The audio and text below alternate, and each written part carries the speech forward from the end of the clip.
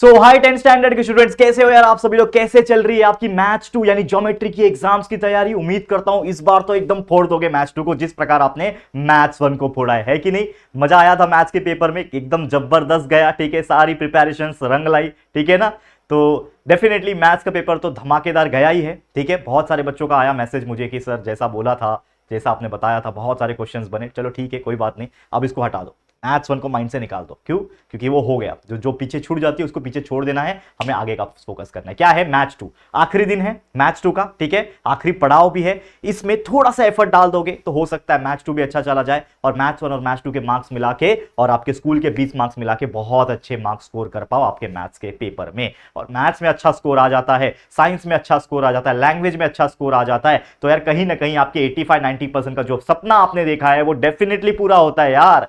तो बिल्कुल चिंता नहीं करना, आपको बस मेहनत करते रहना है और आपके लिए लगातार रात दिन एक करके हम मेहनत कर रहे हैं और कई सारे वीडियोस को अपलोड कर रहे हैं। तो जैसे कि आप जानते हैं पूरा सिलेबस भी ऑलरेडी हमने पढ़ा रखा था, एक नहीं बल्कि दो बार। और इसके पहले कई सारे उड़ान बैच के लाइव रिविजन भी हमने प्रोवाइड किए थे, लगातार 1-1.5 महीना चला था, पता है कि नहीं। हमने पूरा फरवरी महीना, जनवरी के एंडिंग से पूरा फरवरी महीना उड़ान बैच चलाया था ताकि आपको हेल्प कर सके। तो सारे चैप्टर्स के लाइव रिविजन वीडियोस आज भी अवेलेबल है। वो वीडियोस को आप 2x की स्पीड पे जरूर से देखें, क्योंकि वो जो वीडियो 2x की स्पीड से जब आप देखोगे ना तो वो बहुत ज्यादा आपको हेल्प करेगा और टाइम भी बचाएगा। और जो टॉपिक आपको पढ़ना है, जो जिसमें दिक्कत है, वही आप पढ़ोगे तो बहुत ज्यादा हेल्प करेगा। ठीक है, तो चलो आखिरी दिन आखिरी रात तो जरूर से मेहनत होनी चाहिए। ठीक है, और जितना हो सके पढ़ते रहना। बस इतना बोलूंगा। एक और सबसे इंपॉर्टेंट चीज कि यार लिख के प्रैक्टिस करना, हर एक टाइप के एग्जांपल्स को थोड़ा ना लिख के थोड़ा प्रैक्टिस करके सॉल्व करके खुद चेक करो कि क्या आप उसको बिना देखे सॉल्व कर पा रहे हो कि नहीं। क्योंकि देखो वीडियोस जब देखते हो या फिर आप बुक्स में से देखते हो तो वो एक अलग चीज होता है, हम विजुअली देख रहे होते हैं। लेकिन अगर मैं बुक को बंद कर दूं, फोन को बंद कर दूं और खुद से उस क्वेश्चन को अपने आंसर शीट में सॉल्व कर पा रहा हूं कि नहीं,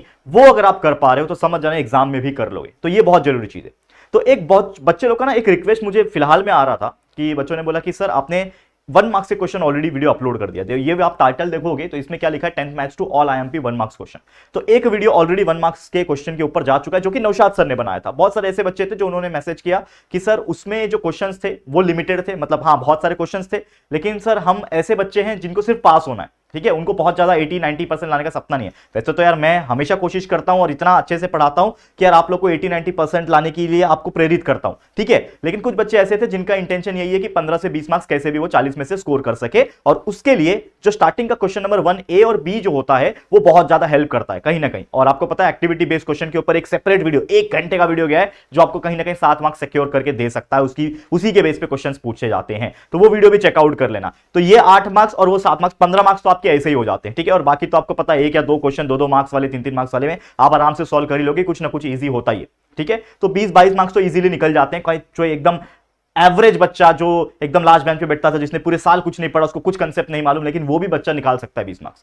तो चलो खैर वो सब बातें जाने दो, क्योंकि अब समय नहीं है। आप इस वीडियो को भी 1.5 की स्पीड पे लगा लो, टाइम बचा लो। और यहां पे मैं आपको जो पढ़ा रहा हूं 1 मार्क्स के क्वेश्चन, इसको आखिरी मोमेंट का रिवीजन समझ के फटाफट से देख लो। बहुत सारे क्वेश्चंस के सॉल्यूशंस ऑलरेडी लिख के लाया हूं ताकि आपका टाइम बचे, क्योंकि ऑलरेडी ये चीज हम पहले से ही मेहनत कर लेते हैं आपके लिए। क्योंकि मैं चाहता हूं कि मैं जब खुद से सॉल्व कराऊंगा यहां पे और आप मेरे साथ वीडियो देखोगे तो सॉल्व कराने का टाइम भी ऐड हो जाएगा और ये वीडियो बहुत लंबा हो जाएगा। तो मैंने खुद ही मेहनत करके पूरा सॉल्यूशन पहले खुद सॉल्व किया है और आपको फटाफट से खाली ऊपर से रीड करके बता दूंगा कि ये कैसे सॉल्व करते हैं। ऐसे क्वेश्चंस आए तो आपको इसको सॉल्व करना है, तो आपको उसको माइंड में बिठाना है और एग्जांपल्स को प्रैक्टिस करना है। डेफिनेटली अच्छे मार्क्स आएंगे, गारंटी बच्चा। चलो शुरुआत करते हैं, फटाफट चलेंगे। पहले हम देखेंगे क्वेश्चन इस वीडियो के अंदर हम पहले चैप्टर नंबर 1, 2, 3 के लगातार देखेंगे, फिर चैप्टर नंबर 4, 5, 6, 7 लगातार देखेंगे। मतलब साथ के साथ चैप्टर्स के जितने भी 1 मार्क्स के क्वेश्चंस पूछने के चांसेस हो सकते हैं, उन सभी टाइप के क्वेश्चंस को हम देखने वाले। मजा आएगा, आप लोग बस मेरा साथ देना, वीडियो को एंड तक देखना। एक लाइक का टारगेट दे देता हूं यार, ओनली बच्चा, ज्यादा नहीं देता, ओनली 5000 लाइक का टारगेट है। ये पूरा जरूर कर देना, मुझे पता है आप लोग करोगे। ठीक है, वीडियो को लाइक जरूर करना। चलिए शुरुआत करते हैं फटाफट से। तो सबसे पहले ये क्वेश्चन आप देख पा रहे हो जो कि स्क्रीन के ऊपर है। क्या बोल रहा है, सिमिलरिटी चैप्टर का एमसीक्यू क्वेश्चन है कि इफ ट्राइंगल एबीसी, देखो क्या बोला रहेगा, मान लो एक ट्राइंगल एबीसी बोला रहेगा और आपको बोला रहेगा कि सिमिलर टू ट्राइंगल पीक्यूआर, कोई भी ट्राइंगल हो सकती है, उसकी जगह पे नाम चेंज हो सकता है। तो ट्राइंगल एबीसी सिमिलर रहेगा ट्राइंगल पीक्यूआर से, एंड एबी का रेशियो पीक्यू के साथ 3:4 है। तो हमें पूछा है एरिया ऑफ ट्राइंगल एबीसी का ratio area of triangle PQR से निकालो। तो आपने कंसेप्ट बहुत पहले से पढ़ा होगा, that is the theorem of area of similar triangle, और we can say the ratio of the area of similar triangle. तो जब भी कोई दो ट्राइंगल सिमिलर होता है तो उनके एरिया, उन दोनों ट्राइंगल के एरिया रेशियो में आ जाते हैं। मतलब ये दो ट्राइंगल एबीसी और ट्राइंगल पीक्यूआर, ये दोनों रेशियो में आ जाएंगे। ये आपने पहले चैप्टर में पढ़ा है, मैंने पढ़ाया हुआ है। ठीक है, और जब ये रेशियो में आ जाएंगे तो इन पर्टिकुलर ट्राइंगल के जो करस्पॉन्डिंग साइड्स होते हैं वो भी रेशियो में स्क्वायर के फॉर्म में आ जाएंगे, यानी triangle ABC upon triangle PQR will be AB square upon PQ square is equal to BC square upon QR square is equal to AC square upon BR square, जो कि है theorem of area of similar triangle. ये हमने already आपको पढ़ाया हुआ है, जिस बच्चे ने वीडियो देखा है, लेक्चर्स अटेंड किए हैं, उनको पूरा कंसेप्ट पता होगा, है कि नहीं बच्चा, समझ में आ रहा है। चलो अब हमें क्या मतलब है, हमें सिर्फ AB और PQ से मतलब है, तो मतलब मैं AB अपॉन PQ से मतलब रखूंगा, इन दोनों से हमें फिलहाल में कोई मतलब नहीं है, तो हम सिर्फ इसको लेंगे, ठीक है। तो area of triangle ABC upon area of triangle PQR लिखा मैंने सेम टू सेम।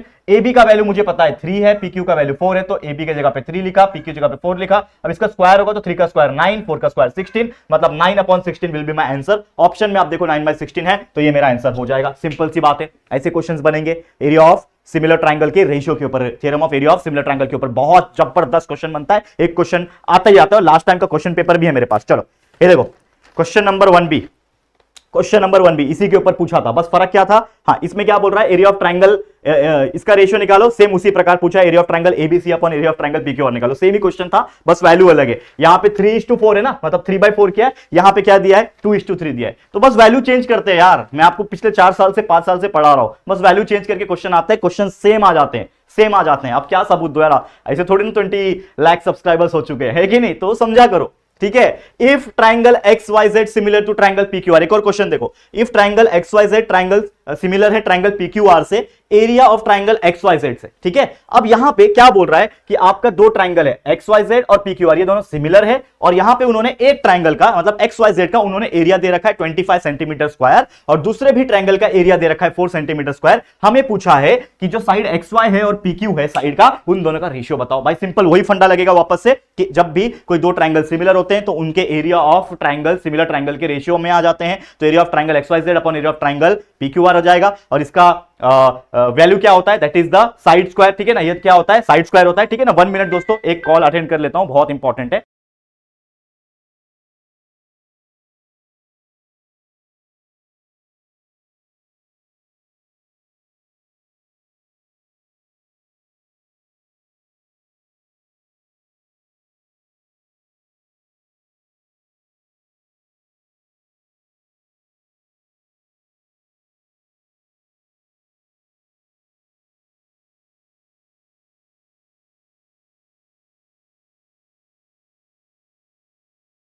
तो सॉरी गाइस, एक बहुत इंपॉर्टेंट कॉल था तो मुझे अटेंड करना पड़ता है, और मैं नहीं चाहता कि मैं ये वीडियो को पॉज करके फिर एडिट करके हम करें, ये फटाफट से वीडियो बनाना है मुझे, एंड दैट्स व्हाई मुझे लगता है आप लोग समझोगे। तो अगेन वही topic, area of triangle XYZ upon area of triangle PQR, ratio क्या होगा XY square upon PQ square is equal to, देखो कैसे करना है, देखो सिंपल सी बात है, कैसे निकालना है दिमाग में एक ट्रिक बताता हूं। ये XY लिखा है ना पहला, तो XY का स्क्वायर अपॉन PQ का स्क्वायर, फिर वैसे ही YZ का स्क्वायर अपॉन QR का स्क्वायर, वैसे ही पहला और तीसरा XZ का square upon P into R का स्क्वायर, PR का स्क्वायर, ठीक है। हमें किससे मतलब होगा, XY और PQ से मतलब होगा, तो XY और PQ इसमें है, मतलब इन दोनों को हटा दो, सिर्फ इससे मतलब है। XY और PQ का वैल्यू हमें निकालना है, तो मुझे इस वैल्यू का पता है, area of triangle upon XYZ का वैल्यू है 25, तो इधर 25 लिख दिया, एरिया ऑफ ट्राइंगल PQR का वैल्यू है 4, नीचे लिख दिया 4, और XY square upon PQ square. अब इसमें मुझे XY और PQ का वैल्यू निकालना है, मतलब मुझे क्या करना पड़ेगा, इसमें लेना पड़ेगा टेकिंग स्क्वायर रूट, क्योंकि मुझे ये स्क्वायर को हटाना है, स्क्वायर को हटाने के लिए स्क्वायर रूट लेना पड़ता है, तो taking square root both side, 25 का स्क्वायर रूट 5 हो जाएगा, 4 का स्क्वायर रूट 2 हो जाएगा, यानी 5/2 will be my correct answer. आ गया आंसर, ऑप्शन में रेशियो फॉर्म में दिया है, तो 5/2 का मतलब क्या होता है, 5:2,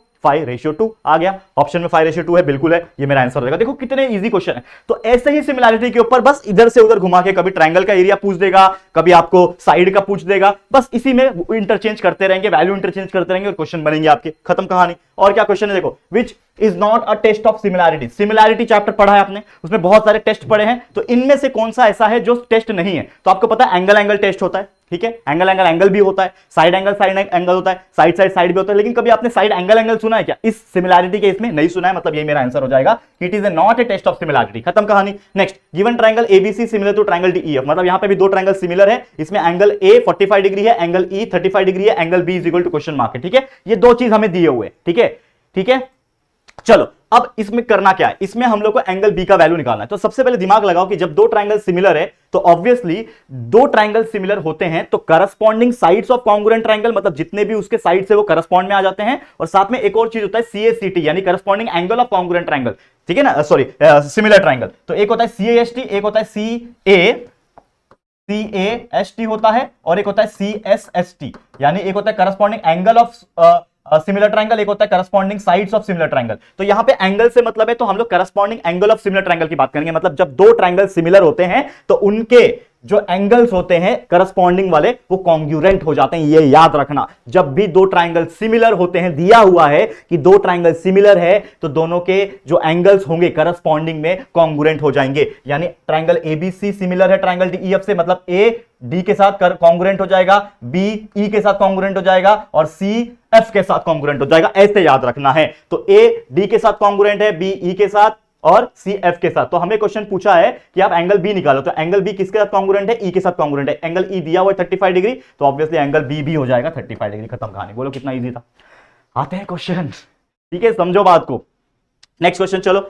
if triangle X Y Z similar to triangle P Q R, then X Y upon P Q is equal to X Z sorry Y Z upon Q R. इसमें भी सेम है, दो ट्रायंगल सिमिलर जब होते हैं, दो triangle जब similar होते हैं तो क्या होता है उनके साइड्स भी क्या हो जाते हैं? रेशियो में आ जाते हैं। जैसे मैंने आपको ऑलरेडी बताया था। तो ये हो जाएगा X Y upon P Q, Y Z upon Q R, और तीसरा है X Z upon P R. अब मुझे किससे मतलब होना चाहिए यहां पे? इससे एक्स वाई से, X Y upon P Q से, और Y Z upon Q R से, मतलब इन दोनों से मतलब होना चाहिए। और हमें सिर्फ और सिर्फ क्वेश्चन में क्या दिया है कि क्या आएगा, तो ये किसके बराबर हो जाएगा? तो देखो X Y upon P Q, Y Z upon Q R is equal to question mark है, मतलब यहां पे कुछ आना चाहिए था। तो यहां पे क्या आ रहा है? X Z upon P are option में है, X Z upon P are. खत्म कहानी, ठीक है, समझ में आ रहा है? बस और क्या चाहिए, ठीक है। देख लो नेक्स्ट क्वेश्चन और है क्या, देखो आइडेंटिफाई करेक्ट सेंटेंस। इनमें से करेक्ट सेंटेंस पता करना है। क्वेश्चन ये है ए अपॉन सी, मतलब एक ट्रायंगल दिया हुआ है, ये ट्रायंगल देख के आपको समझ में आएगा कि यहाँ पे बीपीटी यानी बेसिक प्रोपोर्शनलिटी थ्योरम लगेगा। एडी अपॉन डीबी, एई अपॉन ईसी, क्योंकि डीई और बीसी पैरेलल है। तो जब डीई और बीसी पैरेलल है, देखो यहाँ पे क्या बोल रहा है, ये मैंने सॉल्व किया हुआ है, मतलब आपको प्रूफ करने के लिए कि in figure DE parallel to BC, यानी डीई का लाइन बीसी से पैरेलल है। और अगर ऐसा होता है तो हम बेसिक प्रोपोर्शनलिटी बीपीटी थ्योरम लगाते हैं। तो इसके अनुसार एडी अपॉन डीबी हो जाएगा, एई अपॉन ईसी हो जाएगा। तो एडी अपॉन डीबी और एई अपॉन ईसी कहां दिख रहा है? ऑप्शन में ये दिख रहा है। तो ये मेरा आंसर हो जाएगा। बस डायग्राम देखा, क्या कंसेप्ट लग रहा है, लगाया और उसका सही जवाब लिख दिया। खत्म कहानी। Next, if triangle ABC similar to triangle DEF और एंगल ए 48 डिग्री, तो एंगल डी निकालना है। तो सेम कंसेप्ट लगेगा। दो ट्रायंगल जब सिमिलर होते हैं तो क्या होता है? उनके एंगल्स भी करस्पॉन्ड में कॉन्ग्रुएंट हो जाते हैं। तो एंगल ए डी के साथ, एंगल बी ई के साथ, एंगल सी एफ के साथ लिख दिया तीनों। हमें किससे मतलब है? एंगल ए और एंगल डी से मतलब है। तो एंगल डी किसके साथ कॉन्ग्रुएंट है? एंगल ए के साथ। तो एंगल ए 48 है तो एंगल डी भी अपने आप 48 हो जाएगा। ऑप्शन में 48 है, बिल्कुल हो गया। खत्म कहानी। देखो कितना ईजी है, समझ रहा है? अब देखो सॉल्व करने वाले क्वेश्चन, मतलब जिसमें सॉल्व करना होता है, ये तो इसके पहले जो करा है वो एमसीक्यूज थे, ये सॉल्व करने वाले 1 मार्क्स 1 बी में क्वेश्चन पूछते हैं। तो 1 बी में क्वेश्चन कैसे आए देखो यहां पे ध्यान से थोड़ा। चलो क्या बोल रहा है, एक सेकंड। क्या बोल रहा है? If triangle ABC similar to triangle PQR and area of triangle ABC upon triangle PQR का दिया है 16/25, फाइंड एबी का पीक्यू के साथ। देखो सेम एमसीक्यूज में भी ऐसे क्वेश्चन था, सेम बस इसको सॉल्व करना है। क्या लिखोगे सॉल्व में? सबसे पहले कि बोला हुआ है कि area of triangle ABC similar to PQR. तो जब भी कोई दो ट्रायंगल सिमिलर होता है तो उसका जो रेशियो है area of triangle upon ABC upon area of triangle PQR, वो रेशियो में आते हैं। तो उसके करस्पॉन्डिंग साइड भी स्क्वायर में आ जाते हैं, जो कि theorem of area of similar triangle. ठीक है, हमें किससे मतलब है? यहां पे एरिया दिया हुआ है दोनों का रेशियो 16/25, मतलब इन दोनों की जगह पे 16/25 आ गया। और निकालना क्या है? एबी और पीक्यू, मतलब एबी और पीक्यू से मतलब है, इन दोनों से मतलब नहीं है। तो एबी का वैल्यू अपॉन पीक्यू स्क्वायर हो जाएगा। अब टेकिंग स्क्वायर रूट ले लेता हूं दोनों साइड, तो ये 16 का हो जाएगा 4 और 25 का हो जाएगा 5। आ गया आंसर, खत्म कहानी। Taking square root both side. Ratio निकालना था आपको, एबी रेशियो पीक्यू निकाला था, तो AB ratio PQ is equal to 4:5। Ratio बोला है तो रेशियो ही निकालो। अपॉन में पूछा है तो अपॉन में, एबी अपॉन पीक्यू पूछा है तो ये आएगा आंसर, एबी रेशियो पीक्यू पूछा है तो ये आएगा आंसर। खत्म कहानी। देखो ठीक है, चलो ये देखो दो ट्रायंगल है और बोल रहा है, क्वेश्चन में पूछ रहा है कि क्या ये दोनों ट्रायंगल सिमिलर है। तो कैसे पता करते हैं कि कोई दो ट्रायंगल सिमिलर है कि नहीं?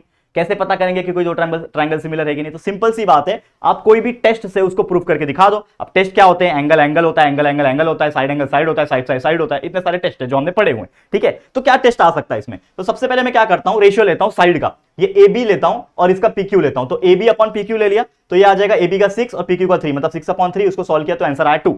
अब ये साइड लेता हूं, BC लेता हूं और इसका साइड QR लेता हूं। तो BC अपॉन QR करता हूं रेशियो, तो 8/4, इसका भी आ गया 2। और फिर लेता हूं मैं AC और लेता हूं इसका PR, तो AC 10 PR 5, तो 10/5 हो गया 2। आप तीनों में देखोगे फ्रॉम 1 2 एंड 3, तीनों में जो तीनों के तीनों रेशियो थे वो क्या आ रहे हैं? सेम आ रहे हैं। और अगर तीनों के तीनों रेशियो इक्वल आ रहे हैं तो इसका मतलब क्या है भाई कि ये साइड साइड साइड टेस्ट से सिमिलर है, तो मैं लिख सकता हूं कि A B upon P Q यानी ये B C upon Q R और ये A C upon P R is equal, that is the value 2 ना, सबका 2 आ रहा है, मतलब ये तीनों इक्वल है। और अगर ऐसा होता है कि कोई भी करस्पॉन्डिंग साइड्स रेशियो में अगर इक्वल आते हैं तो इसका मतलब ये है कि वो दोनों ट्रायंगल सिमिलर होंगे, तभी तो आ रहा है। तो area of triangle ABC similar to area of triangle P Q R by side side side test, क्योंकि तीनों साइड यहां पे क्या हो रहे हैं, एक तरीके से कॉन्ग्रुएंट हो रहे हैं उनके रेशियो में। ठीक है, बस यही है, खत्म। चलो आगे बढ़ो। नेक्स्ट क्वेश्चन, एक ट्रायंगल दिख रहा है मजबूत एकदम अच्छा खासा, यहां से एक लाइन गई है, तो ये जो लाइन है, ये लाइन जो नीचे गई है, ये वाली लाइन से, बेस वाली लाइन से पैरेलल दिख रही है। तो मतलब कहीं ना कहीं मुझे एक आइडिया आया कि जब कोई ट्रायंगल बनता है, उल्टा हो टेढ़ा हो कैसा भी हो, लेकिन अगर एक लाइन जो उसके बेस से पैरेलल होती है तो भाई बीपीटी लगता है यहाँ पे, तो इसमें क्या लगेगा, बीपीटी लगेगा। लेकिन क्वेश्चन रीड कर लेते हैं। एक ट्रायंगल है जिसमें बोल रहा है लाइन बीसी, बोल भी रखा है, देखो BC parallel to line DE, कोई बात नहीं। एबी का वैल्यू उन्होंने 2 रखा है, यानी एबी का वैल्यू 2 है, बीडी का वैल्यू 3 है, AC का वैल्यू 4 है, और यहां पे CE का वैल्यू x है, जो कि हमें x निकालना है। तो मैं क्या लूंगा, मैं लिखूंगा कि एक ट्रायंगल है ABC जिसमें line BC parallel to DE, तो हम लगाएंगे बाय BPT यानी बाय बेसिक प्रोपोर्शनलिटी थ्योरम। तो क्या आ जाएगा ratio, AB upon BD AC upon CE, AB upon BD is equal to AC upon CE। अब AB का वैल्यू 2 है, BD का वैल्यू 3 है, डाल दिया, और इसका वैल्यू 4 है, इसका वैल्यू x है, डाल दिया, क्रॉस मल्टीप्लाई किया, सॉल्व किया, x का वैल्यू आ गया 6, खत्म कहानी। बोलो कितना ईजी है। तो देखो ऐसे क्वेश्चंस भी बनेंगे ना, समझ रहा है कि नहीं, ऐसे क्वेश्चंस भी बनेंगे। If triangle ABC similar to triangle LMN, B का दिया है 40 डिग्री, एम पूछा है, सेम दो ट्रायंगल सिमिलर, और अगर एंगल का पूछा है तो मतलब corresponding angle of similar triangle. तो दो ट्रायंगल जब सिमिलर होते हैं तो उसके करस्पॉन्डिंग एंगल्स भी एक दूसरे को कॉन्ग्रुएंट हो जाते हैं, यानी एंगल ए जो होगा वो एंगल एल के साथ कॉन्ग्रुएंट, एंगल बी होगा एम के साथ, एंगल सी होगा एन के साथ। हमें क्या निकालना है, एम निकालना है। तो एम किसका इधर है, तो एम के साथ कौन कॉन्ग्रुएंट है, बी। बी का वैल्यू दिया हुआ है 40, तो एंगल बी 40 है, तो एंगल एम भी ऑटोमेटिकली 40 हो जाएगा, खत्म कहानी। लिख देना ऐसा, लिख देना ऐसा। तो देखो क्वेश्चन ऐसे ही बनेंगे यार, और क्या ही है। ठीक है, अब देखो पहला चैप्टर में सब कुछ बता दिया, जितने एमसीक्यूज टाइप होते हैं ना, जितने भी टाइप के एमसीक्यू, जितने भी टाइप के 1 मार्क्स के क्वेश्चन पूछे जा सकते हैं, सब टाइप बता दिया। अब क्या है दिक्कत, 4 में से 4 आपके सिक्योर हो जाएंगे। ठीक है, चलो पाइथागोरस देख लो, सेकंड चैप्टर पाइथागोरस थ्योरम। एक क्वेश्चन पूछता है, देखो लास्ट ईयर का क्वेश्चन पेपर दिखाता हूं, देखो दिख रहा है, ये नहीं दिखेगा वैसे तो आपको, क्योंकि कैमरा इसको जूम नहीं कर पाता है, इसको जूम करता है, सेट है ना वैसा, एंगल पे सेट किया हुआ है। ये जो है ये लिखा हुआ है, out of dates below which date constitute Pythagorean triplet. 4 option है, इसमें बताना है पाइथागोरन ट्रिपलेट बताओ। एक क्वेश्चन पाइथागोरन ट्रिपलेट के ऊपर हमेशा मैंने देखा हुआ है, तो यहां पे मैंने बता दिया कि पाइथागोरन इसमें पहचानना है, out of which is Pythagorean. 4 option, Pythagorean triplet बताओ। पाइथागोरन ट्रिपलेट मतलब क्या होता है कि कोई एक साइड का स्क्वायर इज इक्वल टू जो दो साइड है उनको प्लस करके स्क्वायर आना चाहिए, इक्वल आना चाहिए। तो इसमें एक एक करके आपको सॉल्व करना पड़ेगा। तो लेट्स सपोज कि पहला अगर मैं लेता हूं 1 का स्क्वायर, 1 का स्क्वायर 1 हो जाएगा, 5 का स्क्वायर 25 हो जाएगा, ठीक है, और 10 का स्क्वायर होता है कितना भाई, 100। तो यहां पे अगर 100 सबसे बड़ा नंबर है तो 25 और 1 प्लस के 100 आ रहा है क्या, नहीं आ रहा है। तो मतलब सीधी सी बात है, ये मेरा पहला ऑप्शन आंसर नहीं है, पहला ऑप्शन मेरा आंसर नहीं है। तो दूसरे ऑप्शन पे पढ़ो, दूसरे ऑप्शन में पहला नंबर क्या है 3, तो 3 का स्क्वायर 9 हो जाएगा। दूसरा ऑप्शन मतलब दूसरा नंबर क्या है 4, 4 का स्क्वायर 16 हो जाएगा, और तीसरा है 5, 25। तो सबसे बड़ा जो नंबर है 25, ये जो है वो बाकी दोनों को प्लस करके आना चाहिए। तो 25 इज इक्वल टू 9 प्लस 16 होता है, तो 25 इज इक्वल टू 25 आ रहा है, मतलब ये हमारा कंडीशन सेटिस्फाई हो गया यहाँ पे कि भाई मेरा 25 इज इक्वल टू 9 प्लस 16 है, 25 मतलब मेरा जो सबसे बड़ा नंबर का स्क्वायर है इज इक्वल टू दोनों नंबर के स्क्वायर के प्लस के बराबर है। तो अगर ऐसा होता है तो मैं बोल सकता हूं कि वो जो 3 नंबर है ये क्या है, पाइथागोरियन ट्रिपलेट है। बस यही पहचानना है। तो छोटे नंबर भी आएंगे, बड़े नंबर भी आएंगे, तो हर एक को सॉल्व करके देखना है। और इसीलिए मैं बोलता हूं 20 तक 20 नंबर तक के स्क्वायर लर्न कर लेना, जो आपको हेल्प करेगा, टाइम बचाएगा। ठीक है, ये चीज ध्यान में रखना। नेक्स्ट है, देखो क्या बोल रहा है, इन राइट एंगल ट्रायंगल, देखो ध्यान से समझो इस चीज को। ठीक है, क्या बोल रहा है, देखो in a right angle triangle if sum of square of side of right angle is 169। क्या बोल रहा है, देखो इस वर्ड को समझो, sum of square of side of right angle, sum of square of side मतलब राइट एंगल दिया हुआ है, देखो समझो, मैं समझा भी रहा हूं, ये राइट एंगल है, राइट एंगल ट्रायंगल, उसके सम ऑफ साइड। तो राइट एंगल का साइड क्या होता है कि ये साइड होता है कि ये साइड होता है, मतलब इन दोनों साइड के सम करके मतलब प्लस करके स्क्वायर करूं तो वो होता है 169। मतलब इन शॉर्ट ये ट्रायंगल का A B plus BC square का वैल्यू उन्होंने दे रखा है। तो A B square plus BC square का वैल्यू उन्होंने 169 दिया है। हमें पूछा है हाइपोटेनस यानी ये एसी का साइड निकालो। तो सिंपल सी बात है, बाय पाइथागोरस थ्योरम लगेगा, बिकॉज़ इट इज 90 डिग्री ना, राइट एंगल ट्रायंगल दिया 90 डिग्री। तो अप्लाई पाइथागोरस थ्योरम, जिसमें होता है हाइपोटेनस का स्क्वायर यानी एसी का square is equal to AB square plus BC square, और AB square plus BC square का वैल्यू ऑलरेडी इन्होंने बोल रखा है 169, मतलब ये वैल्यू 169 है। तो AC square is equal to 169, AC चाहिए तो स्क्वायर रूट में चले जाएगा 169, दैट इज नथिंग बट 13। 169 का स्क्वायर रूट 13 होता है, आगे ऑप्शन में 13, खत्म कहानी। ठीक है, next, rectangle having length of side is 12। देखो लास्ट टाइम भी ऐसे क्वेश्चन पूछे थे। क्या क्वेश्चन पूछा था कि अगर मैं आपको पढ़ के दिखाऊं, 1 मार्क्स के क्वेश्चन में ना एक क्वेश्चन पूछा था कि find the side of a square whose diagonal is 10√2 centimetre. मतलब ये क्वेश्चन मैंने यहां पे लिया है कि नहीं पता नहीं, लेकिन मैं आपको बता देता हूं। एक स्क्वायर है, ठीक है, एक स्क्वायर है, उसमें एक डायगोनल है जिसका वैल्यू 10√2 है। आपको क्या निकालना है, उसका साइड निकालना है। तो भाई वहां पे भी क्या लगेगा, पाइथागोरस थ्योरम, बिकॉज आपको पता है स्क्वायर में भी जो एंगल बनता है 90 डिग्री बनता है, पाइथागोरस थ्योरम लगेगा, खत्म कहानी, वहां पे अप्लाई हो जाएगा। और स्क्वायर में दोनों साइड जो होगा वो एक्स एक्स हो जाएगा, मतलब एक्स एक्स है तो ये भी एक्स ही होगा, ठीक है, दोनों साइड सेम होते हैं ना, चारों साइड सेम होते हैं, तो X square 2x² is equal to 10√2 something हो जाएगा, तो उसके हिसाब से वैल्यू निकलेगा। तो यहाँ पे भी देखो, ये आपका एक रेक्टेंगल दिया था जिसमें रेक्टेंगल में ये 12 सेंटीमीटर लंबाई और चौड़ाई नहीं दिया है, सिर्फ डायगोनल दिया है 20। तो आपको निकालना क्या है, आपको निकालना है अदर साइड, मतलब जो दूसरा साइड है, यानी CD का वैल्यू या फिर AB, ये साइड कोई भी एक साइड का निकालो, दोनों सेम ही होते हैं ना वैसे। तो मैं क्या करूंगा, ये ट्रायंगल को कंसीडर करता हूं, क्या ABC, चलो इसको कंसीडर किया, ABC को कंसीडर किया, ये वाले ट्रायंगल को कंसीडर किया, देखो ये नीचे वाला ट्रायंगल,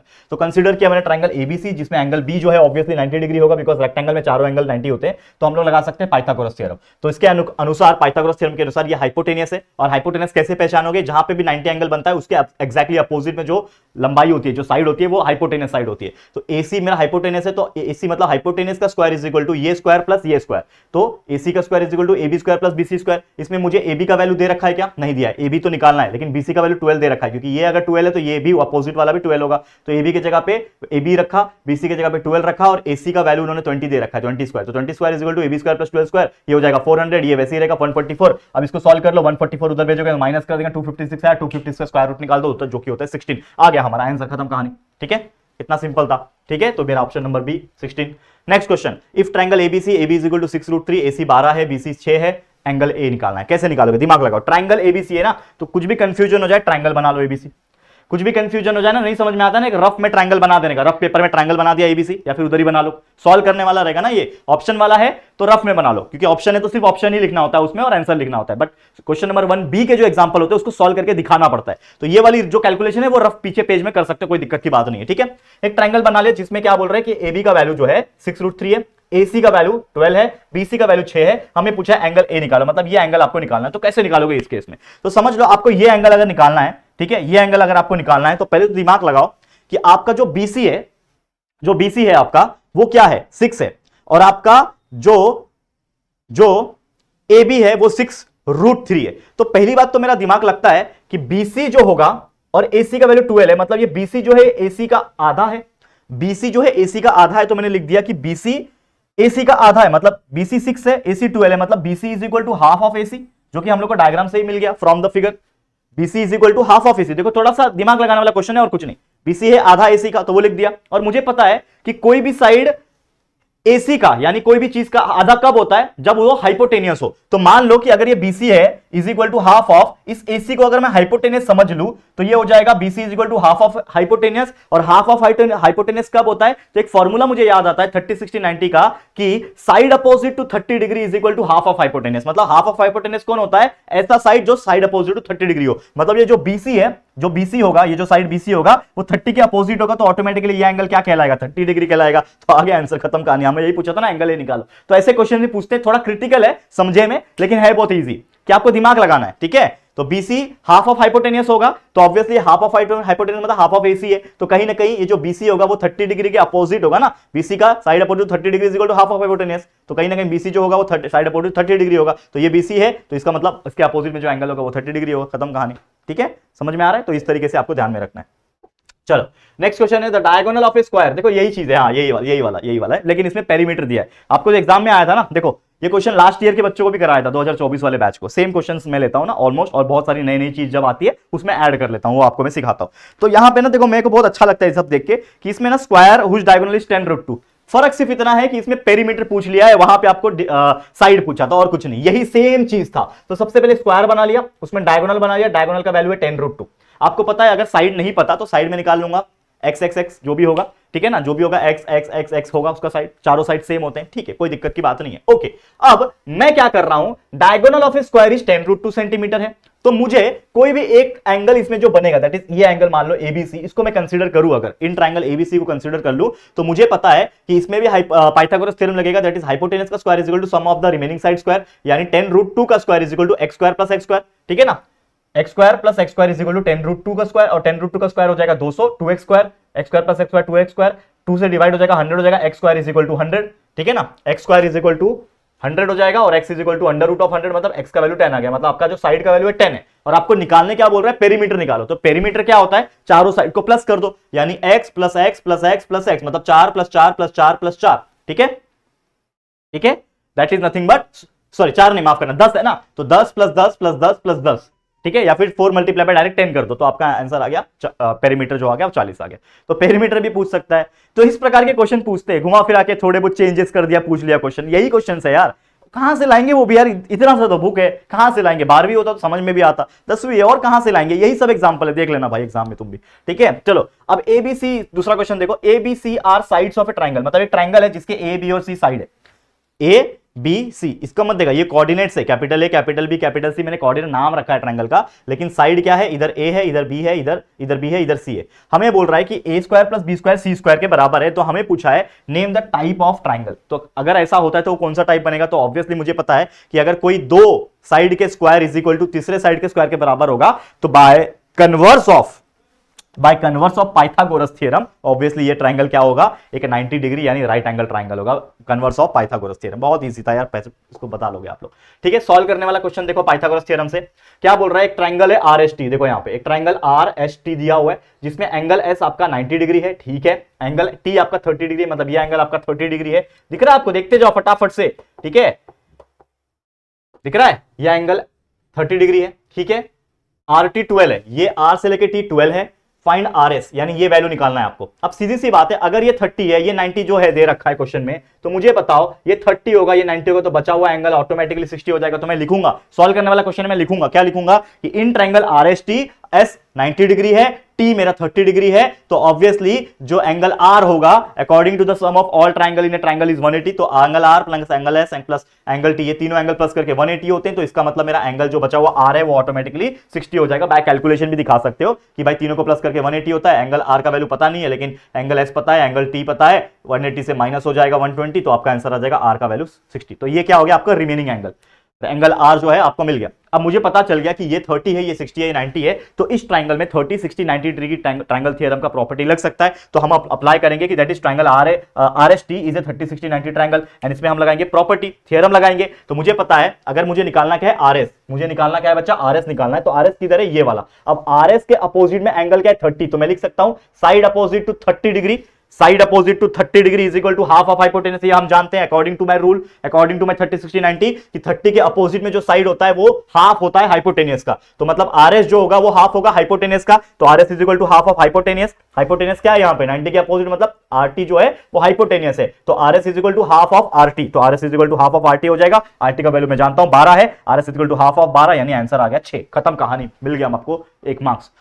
एक और क्वेश्चन देखो, ठीक है, सॉरी गला दो, कभी कभी गला फिसल जाता है, मतलब फिसलना मतलब क्या बोलते हैं उसको, कैसे डिस्क्राइब करूं मेरी फीलिंग को, अटक जाता है, मतलब मुंह से फटाफट हम वर्ड्स निकालते हैं तो गला जो है वो चोक हो जाता है ऐसा भी होता है, ठीक है, टीचर के साथ बहुत जब फास्ट हम बोलते हैं। तो क्या बोल रहा है, if A triangle having sides 50 centimetre, एक ट्राइंगल है जिसका साइड 50 है, 14 है, 48 है, हमें बोल रहा है कि बताओ कि ये जो ट्राइंगल है वो राइट एंगल ट्राइंगल है कि नहीं। तो भाई 3 साइड दिए हैं, 3 साइड अगर दिए हैं तो तीनों में से कोई जो सबसे बड़ा वाला साइड रहेगा उसका स्क्वायर इज इक्वल टू बचे हुए 2 साइड के स्क्वायर के बराबर अगर है तो राइट एंगल है, अगर ऐसा नहीं है तो राइट एंगल ट्रायंगल नहीं है, बाय कन्वर्स ऑफ पाइथागोरस, और कुछ नहीं, ठीक है। तो लार्जेस्ट साइड कौन है इसमें 50, तो 50 का स्क्वायर निकाल के साइड में कर दिया, इक्वेशन 1 मान लिया। अब रिमेनिंग साइड कौन है 14 प्लस 48, तो 14 स्क्वायर प्लस 48 स्क्वायर किया 196, 48 का स्क्वायर 2304, दोनों को प्लस किया 2500 है, मतलब ये भी 2500 आ रहा है, ये भी 2500 आ रहा है, इसका मतलब 50 का square is equal to 14 square plus 48 square आ रहा है। इसके लिए हम बोल सकते हैं कि by converse of Pythagoras theorem ये जो ट्रायंगल होगा वो एक राइट एंगल ट्रायंगल होगा, खत्म कहानी, ठीक है।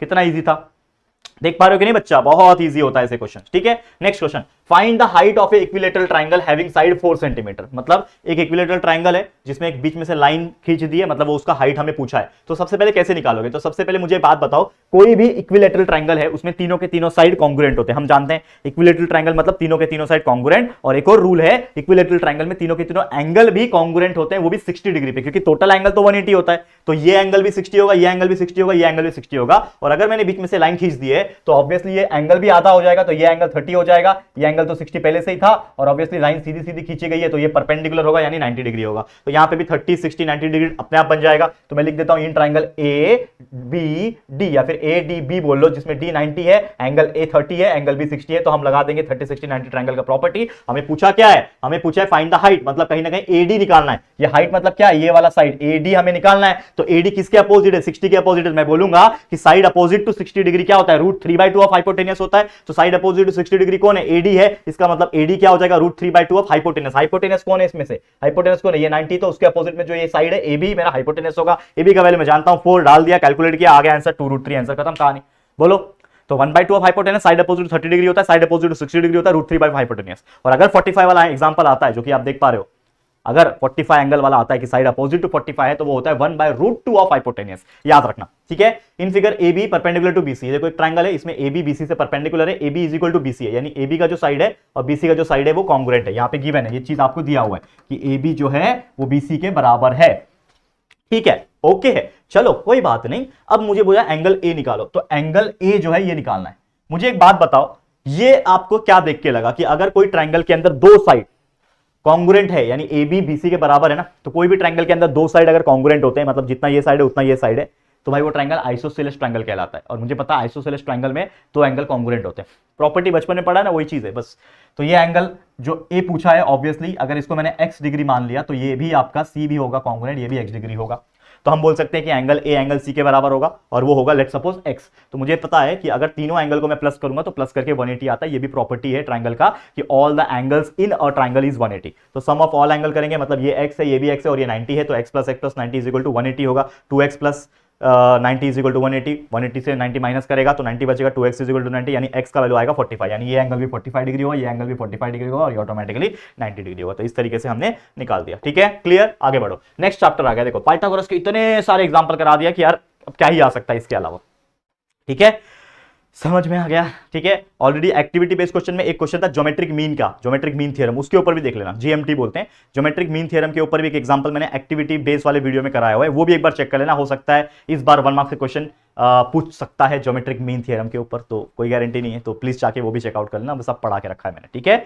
चलो आगे बढ़े, फटाफट से चलेंगे। चलो एमसीक्यू पूछा है सर्कल चैप्टर में से, तो जनरल तौर पे एमसीक्यू सर्कल चैप्टर में से क्या पूछता है, एक सर्कल है, दो सर्कल है टचिंग इंटरनली। देखो यहाँ पे क्वेश्चन पूछा है, क्वेश्चन 1B में पूछा है, एमसीक्यूज में पूछेगा या तो 1 मार्क्स में पूछेगा, और कहां पूछेगा, देखो 2 circle of radius 5 centimetre and 3 centimetre touch each other externally, find the distance between there centre. भाई वैसे ही क्वेश्चन है इसमें क्या बोल रहा है कि दो सर्कल इंटरसेक्ट कर रहा है such that each circle passes through the centre of other. मतलब इसमें ऐसा क्वेश्चन पूछा है कि भाई एक सर्कल मेरा ऐसा है और दूसरा सर्कल इस तरीके से जा रहा है कि इस बड़े वाले सर्कल का सेंटर में से पास होके जा रहा है, ऐसा यहां पे क्वेश्चन बोला है। तो आपने वो दो डायग्राम बना लिया। अब हमें पूछा है कि जो डिस्टेंस बिटवीन उनके सेंटर है, मतलब मान लो ये एक सेंटर होगा इस सर्कल का और इस सर्कल सेंटर ये होगा, तो हमें पूछा इन दोनों के बीच का जो डिफरेंस है वो क्या है, 12 है। तो हमें बोल रहा है what is the radius of each circle. तो मुझे बताओ जब दोनों के बीच का डिस्टेंस जो है 12 है और यहां से यहां तक जो सर्कल दिख रहा है आपको, पहला वाला ग्रीन वाला सर्कल देखो, यहां से यहां ही दिख रहा है, तो ये उसका तो रेडियस ही हुआ ना, मतलब दोनों के बीच के जो सेंटर का डिस्टेंस है वो 12 है और कहीं ना कहीं इसके सर्कल के रेडियस भी जो होगा वो भी क्या हो जाएगा, 12 ही हो जाएगा। तो ऑटोमेटिकली हमारा आंसर इज 12। ये चीज ध्यान में रखना। तो टचिंग एक्सटर्नली टचिंग इंटरनली तो आ ही सकता है, ये दो तो है ही हमेशा एवरग्रीन, लेकिन ये दो चीज जो है मतलब कि कंडीशन पूछा है कि उसके सेंटर से पास होके जा रहा है, तो आपको वो ड्रॉ करना पड़ेगा और आपको जजमेंट करना पड़ेगा, और जो कि बहुत इजी होता है, अगर आप थोड़ा भी दिमाग लगाओगे तो बहुत इजी होता है। नेक्स्ट एंगल एसीबी दिया हुआ है, देखो एक सर्कल है, इसमें एक आर्क दिख रहा है, वैसे तो AB, वैसे एक एंगल सबटेंड हुआ है यहाँ पे कि angle ACB is inscribe in arc ACB, मतलब ये आर्क के अंदर एंगल ACB इंस्क्राइब हुआ है इस सर्कल का, और जिसका सेंटर O होगा, मान लो यहाँ पे कहीं पे O होगा आपका, कोई दिक्कत की बात नहीं है। हमें बोल रहा है इफ एंगल ACB इज 65, यानी ये जो एंगल दिख रहा है ये एंगल आपका कितना है 65 डिग्री, तो हमें बोल रहा है आर्क ACB निकालो। तो मुझे एक चीज पता है, हमने बहुत पहले बचपन से एक चीज पढ़ा है, बचपन से मतलब इस चैप्टर के कंसेप्ट से, बचपन से मैं हमेशा वर्ड यूज करता हूं, बचपन से पढ़ा, लेकिन मतलब जो आपने इस चैप्टर से सीखा है, इंस्क्राइब एंगल थ्योरम। तो इंस्क्राइब एंगल थ्योरम क्या बोलता है कि कोई भी एंगल जो होता है, लाइक जो आर्क में इंस्क्राइब हो रहा होता है, तो एंगल ACB जो होगा वो उसके आर्क में, जिस आर्क में वो इंस्क्राइब होता है वो उसका हाफ हो जाता है। तो एंगल ACB जो होगा, मेजरमेंट ऑफ एंगल ACB वो हो जाएगा half of arc AB, half of the arc AB, ये चीज ध्यान में रखना। तो ऑब्वियसली एंगल ACB का वैल्यू 65 पता है, half of measurement of arc AB। अब मुझे ये निकालना है, आर्क AB का वैल्यू निकालना है, तो कहीं ना कहीं हाफ उधर जाएगा तो 2 उसके साथ मल्टीप्लाई हो जाएगा तो 130 आ जाएगा। तो मेजरमेंट ऑफ आर्क AB जो है वो आ गया आपका 130। लेकिन क्वेश्चन पूछा है आपका ACB। अब ACB किधर है, ये है A, ये पूरा यहां तक जाके ये है C, और ये पूरा यहां पे जाके है B। मतलब कहीं ना कहीं आप लोग को ये नहीं पूछा था, AB नहीं पूछा था, आपको ACB बड़ा वाला आर्क पूछा था, मेजर आर्क पूछा है। तो आपको जब ये माइनर AB पता चल गया, ये वाला जो आर्क है इसका वैल्यू आपको पता चल गया जो कि है 130 डिग्री, तो आप पूरे का जानते ही हो, पूरे सर्कल का 360 होता है, तो 360 में से 130 माइनस कर दो, आ गया आंसर 230। तो मेजरमेंट ऑफ आर्क ACB अगर निकालना है तो 360 माइनस आर्क AB कर देना। आर्क AB अभी निकाला 130, ठीक है, तो 360 माइनस 130 आ गया 230, ऑप्शन में 230 दिया हुआ, यही मेरा आंसर हो जाएगा, खत्म कहानी। तो देखो कितना अच्छा क्वेश्चन था, मतलब मजेदार क्वेश्चन था, मजा आया देख के। ऐसा क्वेश्चन बनते हैं दिमाग लगाने वाला, ठीक है, समझ में आया। लेकिन आपको कंसेप्ट पता रहेगा ना, ये इंस्क्राइब एंगल का, आर्क का, ठीक है, सेंट्रल एंगल का, ये सब चीज पता रहेगा तो ही तो कर पाओगे। तो ये आपको कंसेप्ट समझना पड़ेगा, और समझने के लिए जैसा मैंने आपको पहले से ही बोल रखा था कि लेक्चर्स देखो, तभी तो आपको क्लियर रहेगा ना। क्योंकि एग्जाम में कब कौन सा क्वेश्चन पूछ दे कोई गारंटी होती है क्या, नहीं ना भाई। तो वो चीज आपको कंसेप्ट ही सिखाता है। कंसेप्ट आपको सब कुछ पता है तो भाई आने दो कोई भी क्वेश्चन, मैं नहीं डरता यार, आने दो कोई भी क्वेश्चन मैं कर लूंगा, मेरे को पता है कंसेप्ट क्या है उसका, ठीक है। इस तरीके से कॉन्फिडेंस बिल्ड करना है। Next, a circle touches all side of a parallelogram. मतलब क्या बोल रहा है, एक सर्कल है, वो पैरेललोग्राम का हर साइड को टच कर रहा है इस प्रकार से। तो ये पैरेललोग्राम है आपका, ठीक है, पैरेललोग्राम आप जानते ही होंगे, ठीक है। तो हर साइड को वो टच करके जा रहा है इस प्रकार से, रफली मैंने बना दिया। So the parallelogram must be A dash. मतलब ये पैरेललोग्राम क्या हो सकता है, अगर ऐसा सर्कल एक पैरेललोग्राम के अंदर से सबको टच करके जा रहा है तो पैरेललोग्राम क्या होगा, रेक्टेंगल होगा, सर्कल होगा, रोम्बस होगा कि कॉर्ड होगा। तो कॉर्ड तो हो ही नहीं सकता, सर्कल भी हो ही नहीं सकता, या तो रेक्टेंगल होगा या तो रोम्बस होगा। तो अगर मैं रेक्टेंगल ड्रॉ करूं और उसमें एक सर्कल ड्रॉ करूं तो सिर्फ वो दो साइड को टच कर सकता है, यहां और यहां टच हो रहा है कि नहीं। तो एक मात्र फिगर बचता है जो कि इसी प्रकार का फिगर है, जो कि है रोम्बस। तो रोम्बस में ही अगर आप सर्कल ड्रॉ करोगे तो वो चारों के चारों साइड को टच करेगा, इसीलिए मेरा आंसर हो जाएगा रोम्बस। तो दिमाग का खेल है, कंसेप्ट का खेल है, और कुछ नहीं। नेक्स्ट है, इन ए साइक्लिक क्वाड्रिलेटरल ABCD नाम है, twice the measure of angle A is thrice the measure of angle C। बहुत बढ़िया क्वेश्चन, बहुत मजेदार क्वेश्चन है ये। क्या बोल रहा है, ट्वाइस द एंगल A। जैसे मान लो कि मैंने एक बना दिया पहले साइक्लिक क्वाड्रिलेटरल। साइक्लिक क्वाड्रिलेटरल मतलब क्या होता है, एक सर्कल होता है और उसके अंदर एक रोम्बस जैसा बना होता है, इसको बोलते हैं साइक्लिक क्वाड्रिलेटरल, ठीक है। अब साइक्लिक क्वाड्रिलेटरल मैंने ड्रॉ किया, इसमें बोल रहा है कि जो एंगल A है वो थ्राइस है एंगल C का। मतलब ट्वाइस द एंगल A, मतलब 2 times angle A is equal to 3 times angle C। ये हमारी कंडीशन दी हुई है, ये दिख रहा है, ये कंडीशन दी हुई है, ठीक है। अब मुझे एक चीज पता है कि अगर ये twice angle A is equal to thrice angle C है, मुझे एंगल A का वैल्यू निकालना है, तो ये 2 नीचे जाएगा, डिवाइड हो जाएगा। मतलब अभी तो मल्टीप्लाई में है ना, 2 मल्टीप्लाई में एंगल A है, तो 2 नीचे जाएगा तो 3 उधर था, डिवाइड बाय 2 होगा, तो एंगल A क्या हो जाएगा, 3/2 ऑफ एंगल C। ये एक बेसिक कंडीशन हमने बनाया, समझ लो इक्वेशन नंबर 1 नाम दे दिया। अब मैं एक चीज जानता हूं, साइक्लिक क्वाड्रिलेटरल में अपोजिट एंगल्स आर सप्लीमेंट्री, यानी एंगल A और एंगल C जो होगा ये प्लस करके 180 होगा, मैं जानता हूं, और एंगल B और एंगल D भी प्लस करके 180 होगा, ये मैं जानता हूं। हमें निकालना क्या है, हमें निकालना है एंगल C। मतलब हमें C निकालना है, तो कहीं ना कहीं एंगल A और एंगल C का ही रिलेशन यूज होने वाला है कि एंगल A और एंगल C प्लस करके क्या हो जाएंगे, 180 हो जाएंगे। तो देखो ये मैंने लिखा है angle A plus angle C is equal to 180, because we know that in a cyclic quadrilateral opposite angles are supplementary, और सप्लीमेंट्री मतलब होता है दोनों को प्लस करके 180। तो मैं जानता हूं एंगल A का वैल्यू जो कि 3/2 ऑफ एंगल C, तो एंगल A के जगह पे मैं लिख दूंगा 3/2 ऑफ एंगल C, और एंगल C यहां पे पहले से ही है, ठीक है। ये एंगल A के जगह पे लिख दिया 3/2 ऑफ एंगल C और प्लस एंगल C, तो 3/2 of angle C plus angle C मतलब क्रॉस मल्टीप्लाई कर लो तो 2 एंगल C उधर जाएगा, तो 3 angle C plus 2 angle C divide by 2 is equal to 180। तो 3 एंगल प्लस 2 एंगल मतलब 5 angle C is equal to 360 हो जाएगा। सॉल्व कर लो, कहीं पे कहां पे सॉल्व किया, देखो नीचे सॉल्व किया, 5 angle C is equal to 360, तो angle C will be 360 divide by 5, 72 आ गया। मतलब एंगल C का जो वैल्यू है वो 72 डिग्री। ऑप्शन में था क्या 72, बिल्कुल था, मतलब करेक्ट आंसर है हमारा, ठीक है। देखो कितना इजी है, ठीक है। नेक्स्ट क्वेश्चन देखो, ये क्वाड्रिलेटरल है PQRS नाम का, एक क्वाड्रिलेटरल है PQRS नाम का, इसमें एंगल RSP जो है 80 डिग्री। तो क्वाड्रिलेटरल ड्रॉ कर लो, लेट्स सपोज मेरा क्वाड्रिलेटरल है PQRS, ये आपको दिया हुआ है, मान लो एग्जाम में डायग्राम दिया हुआ है। तो ये PQRS में आपका RSP यानी RSP यानी ये जो एंगल दिख रहा है, ये वाला एंगल, ये आपको दे रखा था 80 डिग्री का। हमें बोल रहा है RST निकालो, यानी ये जो बाहर वाला एंगल जो है वो निकालना है। तो मुझे पता है एक्सटीरियर एंगल थ्योरम, पढ़ा है कि नहीं एक्सटीरियर एंगल थ्योरम। क्या बोलता है एक्सटीरियर एंगल थ्योरम, कि कभी भी जो ये एंगल होता है दैट इज RST और इसके अंदर वाला जस्ट टच करके एंगल जो होता है RSP, ये दोनों को प्लस करके 180 डिग्री आता है, दैट इज वो बनाता है एक एक्सटीरियर एंगल थ्योरम। और एक तरीके से वो लीनियर पेयर भी बना रहा है, लेकिन ये चीज आप याद रखोगे एक्सटीरियर एंगल थ्योरम। तो आपका ये जो RST यानी ये वाला जो एंगल है बाहर वाला, और इसके जस्ट बगल में जो टच वाला एंगल है अंदर वाला, इन दोनों को प्लस करके 180 होता है। तो मैंने लिख दिया RST plus RSP is equal to 180, जिसमें मुझे RST का वैल्यू निकालना है और RSP का वैल्यू 80 दिया हुआ है। तो आर एस टी वैसे ही रहेगा, या सी उधर जाएगा माइनस हो जाएगा, तो आर एस टी का वैल्यू अपने आप आ गया 100 डिग्री। खत्म कहानी। कितना बेहतरीन क्वेश्चन था बताओ, है कि नहीं? बस कुछ नहीं, देख के लो, थोड़ा थोड़ा प्रैक्टिस करके लो, अपने आप आएगा। मेरे साथ साथ मैंने हर बार बोला है 1.5 की स्पीड पे रहो और मेरे साथ अपना एक नोटबुक और पेन रखो। भाई मैं आपको 1 घंटे के अंदर ऐसे ऐसी चीजें बता दूंगा कि भाई मजा आ जाएगा आपको देख के, और मेरे साथ प्रैक्टिस भी हो जाएगा, आपका टाइम भी बचेगा उल्टा बाकी चीज पढ़ने का। ठीक है, क्लियर? चलो आगे बढ़ जाते हैं।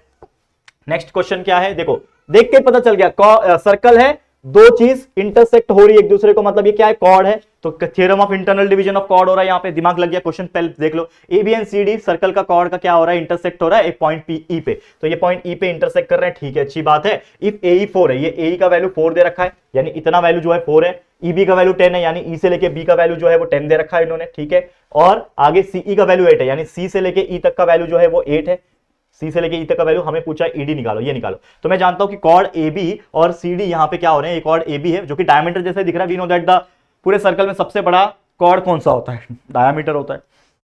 तो ए बी और सी डी जो कि कॉर्ड है, यहां पे दोनों इंटरनली इंटरसेक्ट कर रहे हैं, तो मैं लगाऊंगा theorem of internal division of chord जो कि हमने पढ़ा है। तो इसके अकॉर्डिंग क्या हो जाता है, A E into E B, C E into E D, दोनों इक्वल हो जाते हैं। तो A into E B is equal to C into E D, जिसमें ए का वैल्यू 4 है, ई बी का वैल्यू 10 है, डाल दिया। सी का वैल्यू 8 है, ई डी का वैल्यू नहीं मालूम क्योंकि ई डी निकालना है, बस क्रॉस मल्टीप्लीकेशन हो जाएगा, ये 40 हो जाएगा, ई डी का वैल्यू आ जाएगा 40/8 करके 5। बस यूनिट जरूर लिखना, कुछ दिया नहीं है तो यूनिट 5 यूनिट इस प्रकार से लिख देना, खत्म कहानी। बताओ और बताओ और बताओ, है कि नहीं इजी? ठीक है, चलो आगे बढ़ो। नेक्स्ट क्वेश्चन क्या है, सॉल्व 1 मार्क्स ईच, मतलब कहीं ना कहीं इसमें सॉल्व करना है, सर्कल वाला चैप्टर है, सॉल्व करना है। क्या बोल रहा है कि segment DP and segment DQ are tangent segment to the circle with centre A if DP is equal to 7 centimetre find DQ. मतलब एक ये चीज दिया हुआ है आपको, डायग्राम दिया हुआ है, इसमें एक सर्कल है जिसमें से टेंजेंट टच होके जा रहा है डी पॉइंट पे, दैट इज एक्सटर्नली टच करके जा रहा है, एक पॉइंट बाहर दिया है, आउटसाइड द सर्कल एक पॉइंट है, उससे दो टेंजेंट बनते हैं, हम जानते हैं। हमें क्वेश्चन क्या पूछा है, डीक्यू निकालो। अब डीक्यू किधर है, ये रहा डी से लेके क्यू, ये वाले पॉइंट, और ये रहा पी से लेके क्यू, हमें ये निकालना है डीक्यू। मुझे एक बात बताओ, आपको अगर डीपी का वैल्यू, ये डी से लेके पी जो है ये दिया हुआ है 7 सेंटीमीटर, तो मुझे बताओ डीक्यू कितना होगा, ऑटोमेटिकली वो भी 7 होगा, बिकॉज मैं जानता हूं कि एक टेंजेंट थ्योरम है हमारा, थ्योरम ऑफ टेंजेंट जिसको बोलते हैं हम लोग, उसके अकॉर्डिंगली अगर कोई भी सर्कल एक बाहर के पॉइंट पे टेंजेंट बनाता है तो वो दो टेंजेंट बनाता है, और वो दोनों टेंजेंट का जो लेंथ होता है वो क्या होता है, सेम होता है, ये आपने पढ़ा होगा। तो वही चीज हो जाएगा, इसका मतलब dq is equal to dp होगा, dp 7 दिया है तो dq भी ऑटोमेटिकली 7 हो जाएगा, खत्म कहानी। समझदार हो आप लोग, समझ गया? ठीक है, एक और देखो, two circle having radius 3.5 and 4.8 touch other internally. आ गया क्वेश्चन एक्सटर्नली इंटरनली वाला। तो एक सर्कल है बड़ा सा, उसका है, ठीक है, बड़े वाले का समझ लो 4.8 होगा, ठीक है, 4.8 सेंटीमीटर बड़े का होगा, ठीक है, बड़े का कितना हो जाएगा 4.8, और एक छोटा सर्कल है जो उसके अंदर इंटरनली टच कर रहा है, और छोटे वाले का 3.5 होगा, देख के समझ में आ गया। हमें पूछा है find the distance between there centre. तो पहली बात तो देखो, सबसे बड़ा वाला जो सर्कल है इसका जो ये होगा सेंटर पॉइंट वो ये रहा, और छोटे वाले सर्कल का ये रहा, इन दोनों के बीच का क्या हो जाएगा, ये 4.8 पूरा है, ये पूरा जो है इस ये वाला पूरा जो बड़े वाले सर्कल का रेडियस है वो 4.8 है, और उसी के अंदर यहां पे एक पॉइंट है जिसका जो रेडियस है वो है 3.5। तो अगर मुझे इसके बीच का और इसके बीच का डिस्टेंस निकालना है तो ये टोटल 4.8 जो होगा उसमें से 3.5 माइनस करना पड़ेगा। तो और एक चीज मैंने आपको ऑलरेडी पढ़ाते टाइम भी बताया था कि whenever the question asked that is the circle touching internally and we have to find the distance between their centres, तो हमें दोनों के रेडियस को माइनस कर देना होता है, सिंपल सी बात है, इस तरीके से याद रख लेते हो। तो टू सर्कल टचेस इंटरनली, इसका मतलब जो बड़ा वाला रेडियस है R2 माइनस कर दो छोटे वाले को, तो 4.8 माइनस 3.5 आ गया आंसर 1.3। मतलब दो the distance between there circle centre of the circle is nothing but 4.8 minus 3.5 is nothing but 1.3 centimetre, खत्म कहानी। ठीक है, तो इस प्रकार से क्वेश्चंस बनते हैं। और देख लो, और है क्या, देखो what is the measure of semi circular arc. भाई कोई भी सेमी सर्कल आर्क बनता है, मान लो पूरा सर्कल का 360 होता है तो सेमी सर्कल का कितना हो जाएगा, आधा 180 हो जाएगा, खत्म कहानी।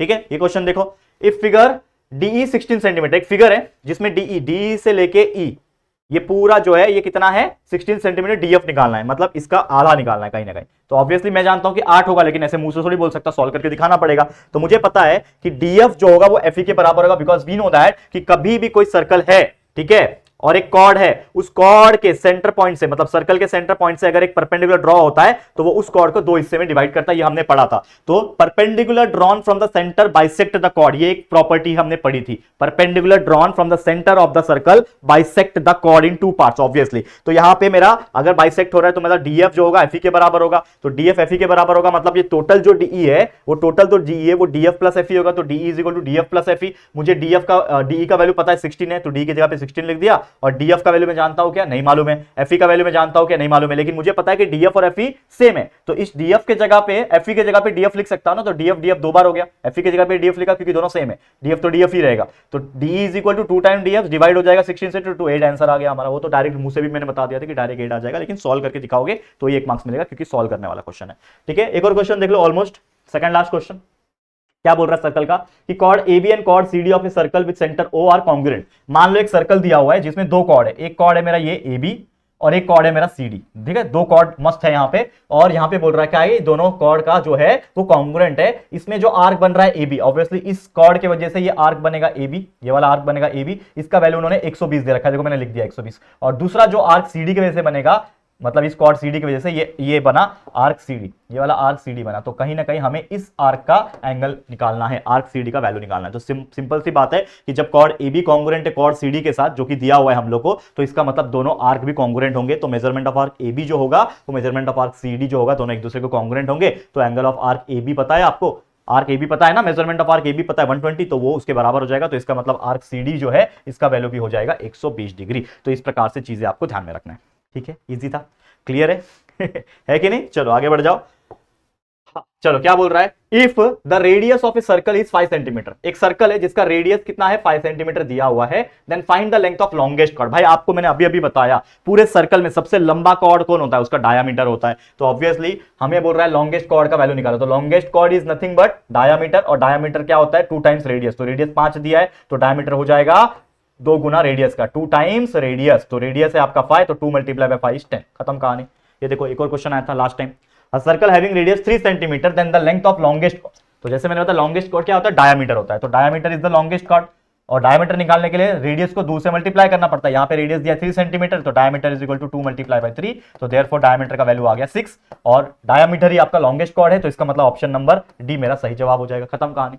तो देख सकते हो ये चैप्टर 1 का, चैप्टर 2 का, चैप्टर 3 का इतने सारे क्वेश्चंस ऑलमोस्ट हमने करा दिया, और जो बच्चा ये वीडियो देख लिया होगा ना, मैं बोलता हूं आपका चैप्टर 1, 2 और 3 सारे 1-1 मार्क्स क्वेश्चंस का टेंशन खत्म। और सिर्फ 1 मार्क्स क्यों, क्योंकि इसके साथ साथ मैंने कॉन्सेप्ट भी बताया, तो 2 और 3 मार्क्स में भी तो ये कॉन्सेप्ट अप्लाई होंगे, 2 और 3 मार्क्स के क्वेश्चन में अप्लाई होंगे कि नहीं होंगे, तो भाई यही सब चीजें, और हो सकता है इसमें से कई सारी चीज एक्टिविटी के फॉर्म में भी पूछते, और ऑलरेडी मैंने एक्टिविटी बेस्ड वीडियो बनाया हुआ है, वो भी 1 घंटे का वीडियो, जाके 2x स्पीड में लगाओ और फटाफट देख डालो, सब क्लियर हो जाएगा। चलो ये हो गया आपका 1, 2 एंड 3 चैप्टर का। अब कहीं जाना नहीं है, ये तो आधा पड़ा हुआ है, अब चैप्टर 4, 5, 6, 7 भी है तो आएगा, अब चैप्टर 4, 5, 6, 7 भी तो आएगा, क्योंकि मैंने प्रॉमिस किया कि एक ही वीडियो के अंदर पूरा ज्योमेट्री करा दूंगा आपको, 1 मार्क्स और एमसीक्यूज का, और पूरा 1 मार्क्स की कैटेगरी का, ठीक है। तो इसको मैं फिलहाल करता हूं एग्जिट, ये फाइल को मैं बंद करता हूं, और मेरे साथ आप लोग क्या करोगे, सबसे पहले तो मैं इसको सेव कर लेता हूं बच्चा, ठीक है, सबसे पहले तो मैं इसको सेव कर लेता हूं। मेरे साथ आप लोग क्या करोगे, थोड़ा सा इंतजार, मतलब 1 मिनट लगभग लगेंगे, बने रहो, तब तक आपको मैं बहुत सारी चीजें बताता हूं, तब तक ये फाइल लोड हो जाएगा, क्योंकि ऑब्वियसली कोई नया फाइल खोलने के लिए समय तो लगेगा। तो देखो ये घूम रहा है चक्री, और इसके बाद इसको मैं एग्जिट करूंगा,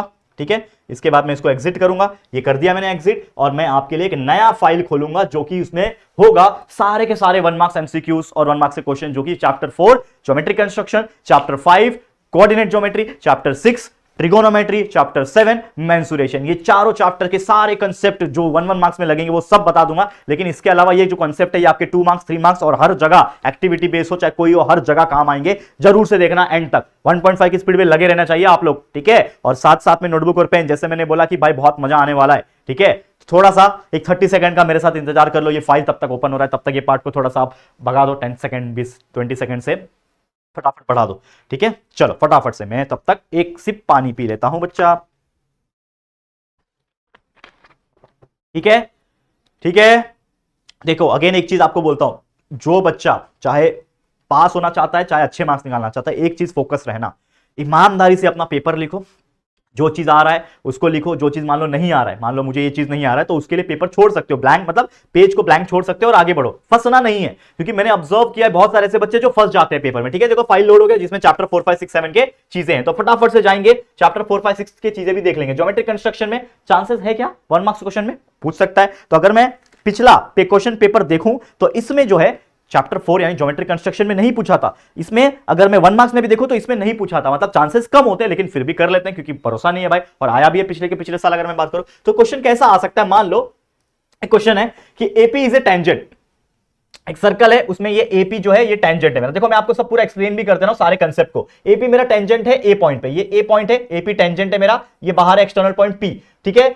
ओ मेरा सेंटर ऑफ द सर्कल है, ठीक है। आगे क्या बोल रहा है, ओपी मेरा 12 सेंटीमीटर, यानी ओ से लेके पी मेरा कितना है 12 सेंटीमीटर है, और आगे बोल रहा है एंगल ओपी है 30 डिग्री है, मतलब ओ पी ए यानी ये जो एंगल बन रहा है ये आपका 30 डिग्री है। तो हमें बताना है रेडियस ऑफ सर्कल, तो रेडियस ऑफ सर्कल मतलब कहीं ना कहीं ओ से लेके ए तक का डिस्टेंस आपको फाइंड आउट करना है। तो कैसे निकालोगे, तो मैं अगर बात करूं इस ओपी को इस ओए के साथ कनेक्ट कर दूं तो ये टेंजेंट ट्राइंगल बन जाएगा। अब ये ट्राइंगल बन जाएगा जिसमें ये 60 दिया है, और मैं जानता हूं कि कभी भी कोई टेंजेंट कोई सर्कल के अंदर कोई टेंजेंट बनता है और एक सेंटर से जो सर्कल से पास होता है, तो ये वाला पॉइंट और ये वाला पॉइंट परपेंडिकुलर होता है, बिकॉज़ वी नो दैट कि radius of the circle is always perpendicular to the tangent. ठीक है, ये हम बहुत अच्छे से जानते हैं, और 90 डिग्री बनेगा तो ये 60 है, ये 90 है, तो ये ऑटोमेटिकली क्या कहलाएगा 30 डिग्री कहलाएगा, और दिया भी है ना एंगल ओपी 30 डिग्री, तो ये 6 ये आपका 90 है तो ये ऑटोमेटिकली 60 हो जाएगा। तो यहाँ पे मैं 30, 60, 90 का ट्राइंगल का फॉर्मूला लगा सकता हूं, जो कि क्या है, देखो ये पाइथागोरस नहीं है, ये सर्कल का चैप्टर, लेकिन इसमें फिर भी पाइथागोरस वाले चैप्टर का 30, 60, 90 ट्राइंगल का थ्योरम का कंसेप्ट लग रहा है, मतलब सारे चैप्टर्स कहीं ना कहीं थोड़े बहुत तो लिंक होंगे ना। तो यहाँ पे अगर मैं 30, 60, 90 ट्राइंगल का थ्योरम लगा दूंगा तो मुझे एक पता है, मुझे निकालना क्या है, इसमें बोल रहा है रेडियस निकालो। कहां गया बच्चा क्वेश्चन, रेडियस निकालो। रेडियस क्या है, ओए, तो ये ओए जो साइड है किसके अपोजिट 30 के, तो मुझे पता है साइड अपोजिट टू 30 डिग्री क्या होता है, हाफ ऑफ द हाइपोटेनस, यानी 1/2 ऑफ हाइपोटेनस। हाइपोटेनस कितना है 12 है, देखो 90 के अपोजिट मतलब ये 12 है, तो हाफ ऑफ 12 यानी आंसर आ गया 6। तो देखो क्रिटिकल था लेकिन बहुत इजी है, कर लोगे 1 मार्क्स, कोई दिक्कत की बात नहीं। Next question, tangent P and tangent P B from an external point to a circle, find the measure of angle PO.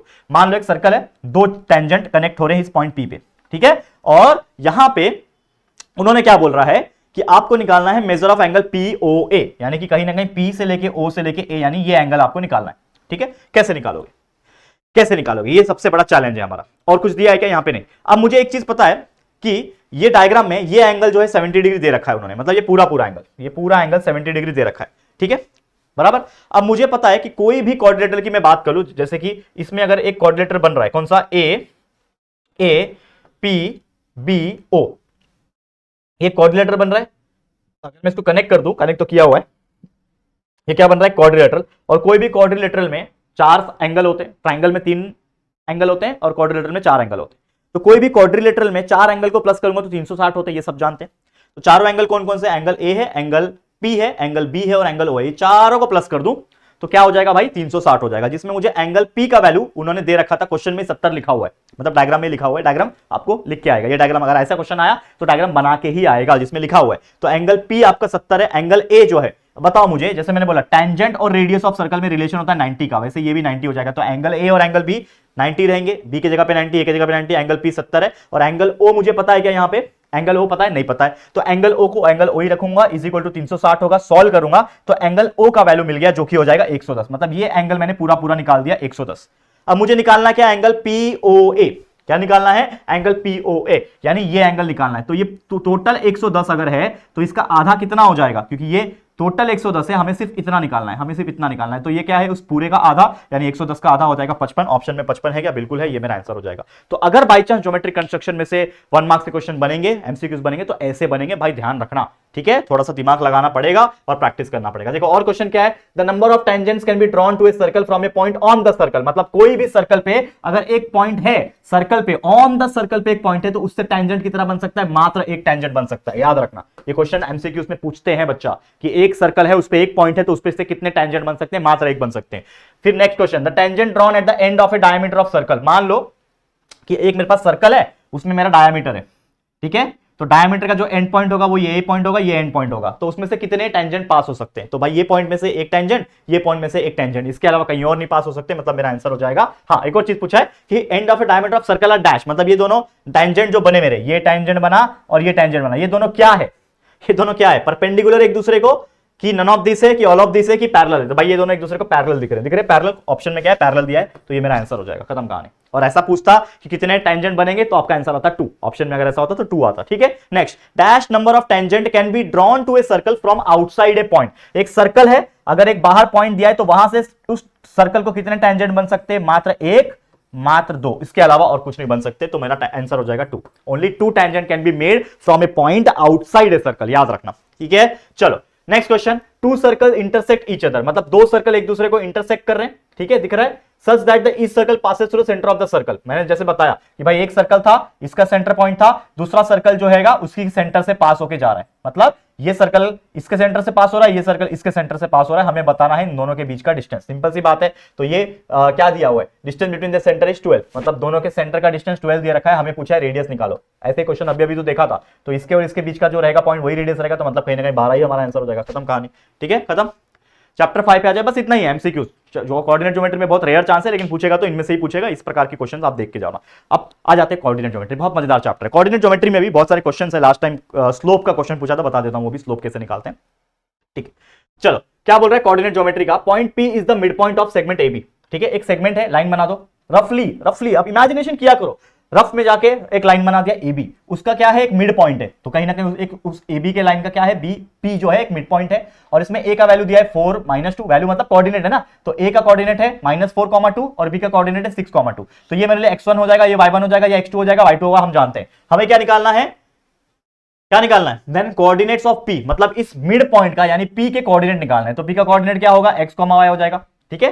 तो मैं फॉर्मूला जानता हूं मिड पॉइंट का, जो कि है क्या होता है मिड पॉइंट का फॉर्मूला, कि x निकालने के लिए x1 + x2/2 होता है, और y निकालने के लिए y1 + y2/2 होता है। मैंने आपको बताया था distance formula, mid point formula, centroid formula, section formula, ये सभी फॉर्मूलेस को किस तरीके से याद करना है और कैसे कौन से क्वेश्चन में अप्लाई करना है, इसके ऊपर पूरा कंसेप्ट वीडियो ऑलरेडी अवेलेबल है, लेक्चर वीडियो अवेलेबल है, वो लेक्चर्स को भगा के देख लो कम समय में, यार बहुत मजा आएगा आपको, यार पूरा सारे कंसेप्ट क्लियर हो जाएंगे। और मैं चाहता हूं और बच्चा 40 में से 40 मार्क्स निकाले, यार यहाँ पे 40, वहां 40, वहां 20, 100 में से 100 निकाले। ऐसा देखा तो नहीं है मैंने आज तक कभी किसी स्टूडेंट का कि 100 में से 100 आया है, जो जनरल तौर पे पिछले 3-4 साल से मैं देख रहा हूं, लेकिन लास्ट टाइम हमारे यूट्यूब पे बहुत सारे ऐसे बच्चे आए, और खासकर जब हमारे जो ऐप से बच्चे पढ़ते हैं, विश्वास बैच से बच्चे, उनमें से बहुत सारे बच्चों का 98-99 मार्क्स तक आया था। बहुत खुशी हुआ मुझे कि हमारे अपने बच्चे जो ऐप से पढ़ते हैं यार, और यूट्यूब से भी कुछ बच्चे पढ़ते हैं, उन्होंने निकाला। तो यार मुझे पूरी उम्मीद है कि इस साल वाले बैच में कोई ना कोई तो लेकर आएगा 98-99, या फिर हो सकता है 100 चमत्कारिक तौर पे, तो जरूर से बता देना मुझे, ठीक है। चलो तो फॉर्मूला लगाएंगे, x = x1 + x2/2, y = y1 + y2/2, डाल दिया वैल्यू, x1 का वैल्यू -4 है, x2 का वैल्यू 6 है, डाल दिया, डिवाइड बाय 2 कर दिया, y का डाल दिया, y1 y2 डाल दिया, प्लस कर डिवाइड बाय 2 आ गया, आंसर आ गया x = 1, y = 2, तो मतलब 1, 2 इज द आंसर। तो आंसर है क्या 1, 2 बिल्कुल है, ऑप्शन में डाल दिया, खत्म। Next, the distance between p and q, ये p है ये q है मान लो, और इस 5 centimetre find the value of x, मतलब डिस्टेंस बिटवीन पूछ दिया, मतलब कहीं ना कहीं डिस्टेंस फॉर्मूला लगेगा। डिस्टेंस फॉर्मूला मैं जानता हूं, that is distance of PQ पूछा है ना, P और Q का, तो distance of PQ = √(x2 - x1) whole square, y2 - y1 whole square. तो मेरे लिए ये P है ये Q है, तो ऑब्वियसली मेरा x1 y1 होगा, ये x2 y2 होगा। तो इसमें डाल देता हूं, x2 के जगह पे 5, x1 के जगह पे 2 डाल दिया, 5 - 2 का स्क्वायर प्लस y2 - y1 यानी y2 का वैल्यू x है, -2 होल स्क्वायर। इसको सॉल्व कर लो, और d distance of PQ already दे रखा है उन्होंने 5 सेंटीमीटर, मतलब डिस्टेंस जो है वो क्या है 5 सेंटीमीटर दे रखा है। तो इसके जगह पे 5 लिखा, 5 = √5 - 2 होता है 3 का स्क्वायर, x - 2 का स्क्वायर। अब मुझे पता है ये 5 है = √3² + x - 2²। अब मैं क्या करूंगा, स्क्वायर रूट ले लेता हूं, ठीक है, या फिर स्क्वायर ले लेता हूं, माफ करना स्क्वायर ले लेता हूं। स्क्वायर करूंगा तभी तो स्क्वायर रूट हटेगा, तो ये 5 का स्क्वायर हो जाएगा 25, ये स्क्वायर रूट का स्क्वायर कर दूंगा तो रूट कैंसिल, क्या बचेगा अंदर 3² बचेगा, x - 2 होल स्क्वायर बचेगा। अब मुझे पता है ये 3² 9 होता है, लिख दिया 25 = 9, और ये जो x - 2 होल स्क्वायर है तो a - b होल स्क्वायर, मतलब a² - 2ab + b² का फॉर्मूला लगा दूंगा यहाँ पे। तो 9 तो पहले से ही था, x² - 4x + 4 हो गया। अब इसमें जो मेरा वेरिएबल है 9 + 4 13, वो इधर आ जाएगा, तो x² - 4x - 12 हो जाएगा। देखो ये एक इक्वेशन बनता हुआ नजर आ रहा है, और इसमें आप लगा दो क्वाड्रेटिक इक्वेशन का फॉर्मूला। मैथ्स 1 लग रहा है यहाँ पे, तो सोचो मैथ्स 2 में मैथ्स 1 लग रहा है, ये क्या बन गया है, क्वाड्रेटिक इक्वेशन बन गया। आप क्वाड्रेटिक इक्वेशन को कैसे निकालते हैं आपको पता ही है, कि पहला टर्म और आखिरी टर्म मल्टीप्लाई करते हैं, और इस प्रकार से करते हैं कि दोनों को दो ऐसे नंबर निकालो, splitting of the middle term, कि भाई प्लस करके वो बीच वाला आ जाए और मल्टीप्लाई करके इन दोनों का मल्टीप्लिकेशन आए, उस प्रकार से किया, हमने निकाल दिया आंसर x = 6, s = -2, ठीक है। तो अब ऑप्शन देखो, तो इसमें बोल रहा है x = 6 और x = -2 है, मतलब ये मेरा आंसर आ जाएगा, खत्म कहानी। सोचो कंसेप्ट ही काम आ रहा है मैथ्स 1 में, अगर आपको फैक्टराइजेशन मेथड का कंसेप्ट पता है तभी तो आप सॉल्व कर पा रहे हो, ठीक है। तो मैथ्स 2 में भी मैथ्स 1 अप्लाई हो रहा है, सोचो। तो यही सारे कंसेप्ट का खेल है। कंसेप्ट जिस बच्चे का, जिस भी व्यक्ति का कंसेप्ट क्लियर है, वो कभी निराश नहीं होता, वो कभी किसी कॉम्पिटिटिव एग्जाम से भी नहीं डरता बच्चा, ये चीज ध्यान में रखना, ठीक है। चलो यहां पे देख लो, segment AB is parallel to x axis, ये एक्स एक्सिस है, ये वाई एक्सिस हमने ड्रॉ कर दिया। इसमें बोल रहा है कि एक सेगमेंट है जिसका नाम है ए बी, ठीक है। तो ए बी पैरेलल है एक्स एक्सिस से, coordinates of the point A R 1,3, ठीक है। कोऑर्डिनेट्स क्या है 1,3, मतलब मेरा x का 1 है, ठीक है। ये ए पॉइंट है मेरा जिसमें x का वैल्यू 1 है, ये ए 1 है ना, सॉरी थोड़ा टेढ़ा हो गया, इधर पे देख लो तो आप समझ जाना, ये 1 पॉइंट है यहाँ पे। तो a का 1 है, y का 3 है, ठीक है, यहाँ पे इस प्रकार से, ठीक है, जो भी है। तो a का कोऑर्डिनेट मुझे मिल गया, हमें पूरा कोऑर्डिनेट्स ऑफ पॉइंट बी का कोऑर्डिनेट्स क्या आएगा। तो मान लो पॉइंट बी जो रहेगा वो यहीं पे रहेगा, अगर मैं सीधा एक लाइन खींच दूं तो, ठीक है, मान लो, ठीक है। तो यहाँ पे आपको ध्यान देना है। तो इस प्रकार से करो तो बताओ मुझे क्या आ जाएगा a का कोऑर्डिनेट, ठीक है। तो y का तो वैल्यू यहाँ पे 3 है, ठीक है, y का तो वैल्यू यहाँ पे 3 है, ठीक है। और जो x का वैल्यू है वो क्या आ जाएगा, तो दैट इज नथिंग बट, यहाँ पे आप देखोगे तो आ सकता है, ठीक है, ध्यान दो, ठीक है। तो ये आ जाएगा आपका 1 2 एंड 3 एंड 4 एंड 5, तो -5 आ जाएगा क्या, ठीक है, कोई बात नहीं। हाँ बिल्कुल -5 आ सकता है ना, बिल्कुल -5 आ सकता है। अगर ये लाइन होगा यहाँ पे इस प्रकार से, तो यहाँ पे जो आएगा आपका पॉइंट, ये आएगा आपका बी पॉइंट, -5 आ सकता है, -5,3, ठीक है।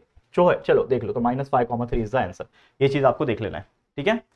चलो नेक्स्ट क्वेश्चन है, if the sum of x coordinates of vertices of triangle is 12 and the sum of y coordinate is -9, ठीक है, then the coordinates of centroid are dash, ठीक है। ये चीज आपको ध्यान में रखना है। चलो बहुत इजी क्वेश्चन है, इसको आपको ध्यान में रखना है, ठीक है। इसको आपको बिल्कुल अच्छी तरीके से ध्यान रखना है ये क्वेश्चन को, कि sum of x coordinates of vertices are triangle is 12, मतलब जो x कोऑर्डिनेट है उसके जो वर्टाइसेस ऑफ ट्राइंगल है वो 12 है, सम ऑफ y कोऑर्डिनेट्स 9 है, कोऑर्डिनेट्स ऑफ सेंट्रॉइड निकालना है। तो सेंट्रॉइड का फॉर्मूला आप सब जानते होंगे, that is x = x1 + x2 + x3/3, y = y1 + y2 + y3/3।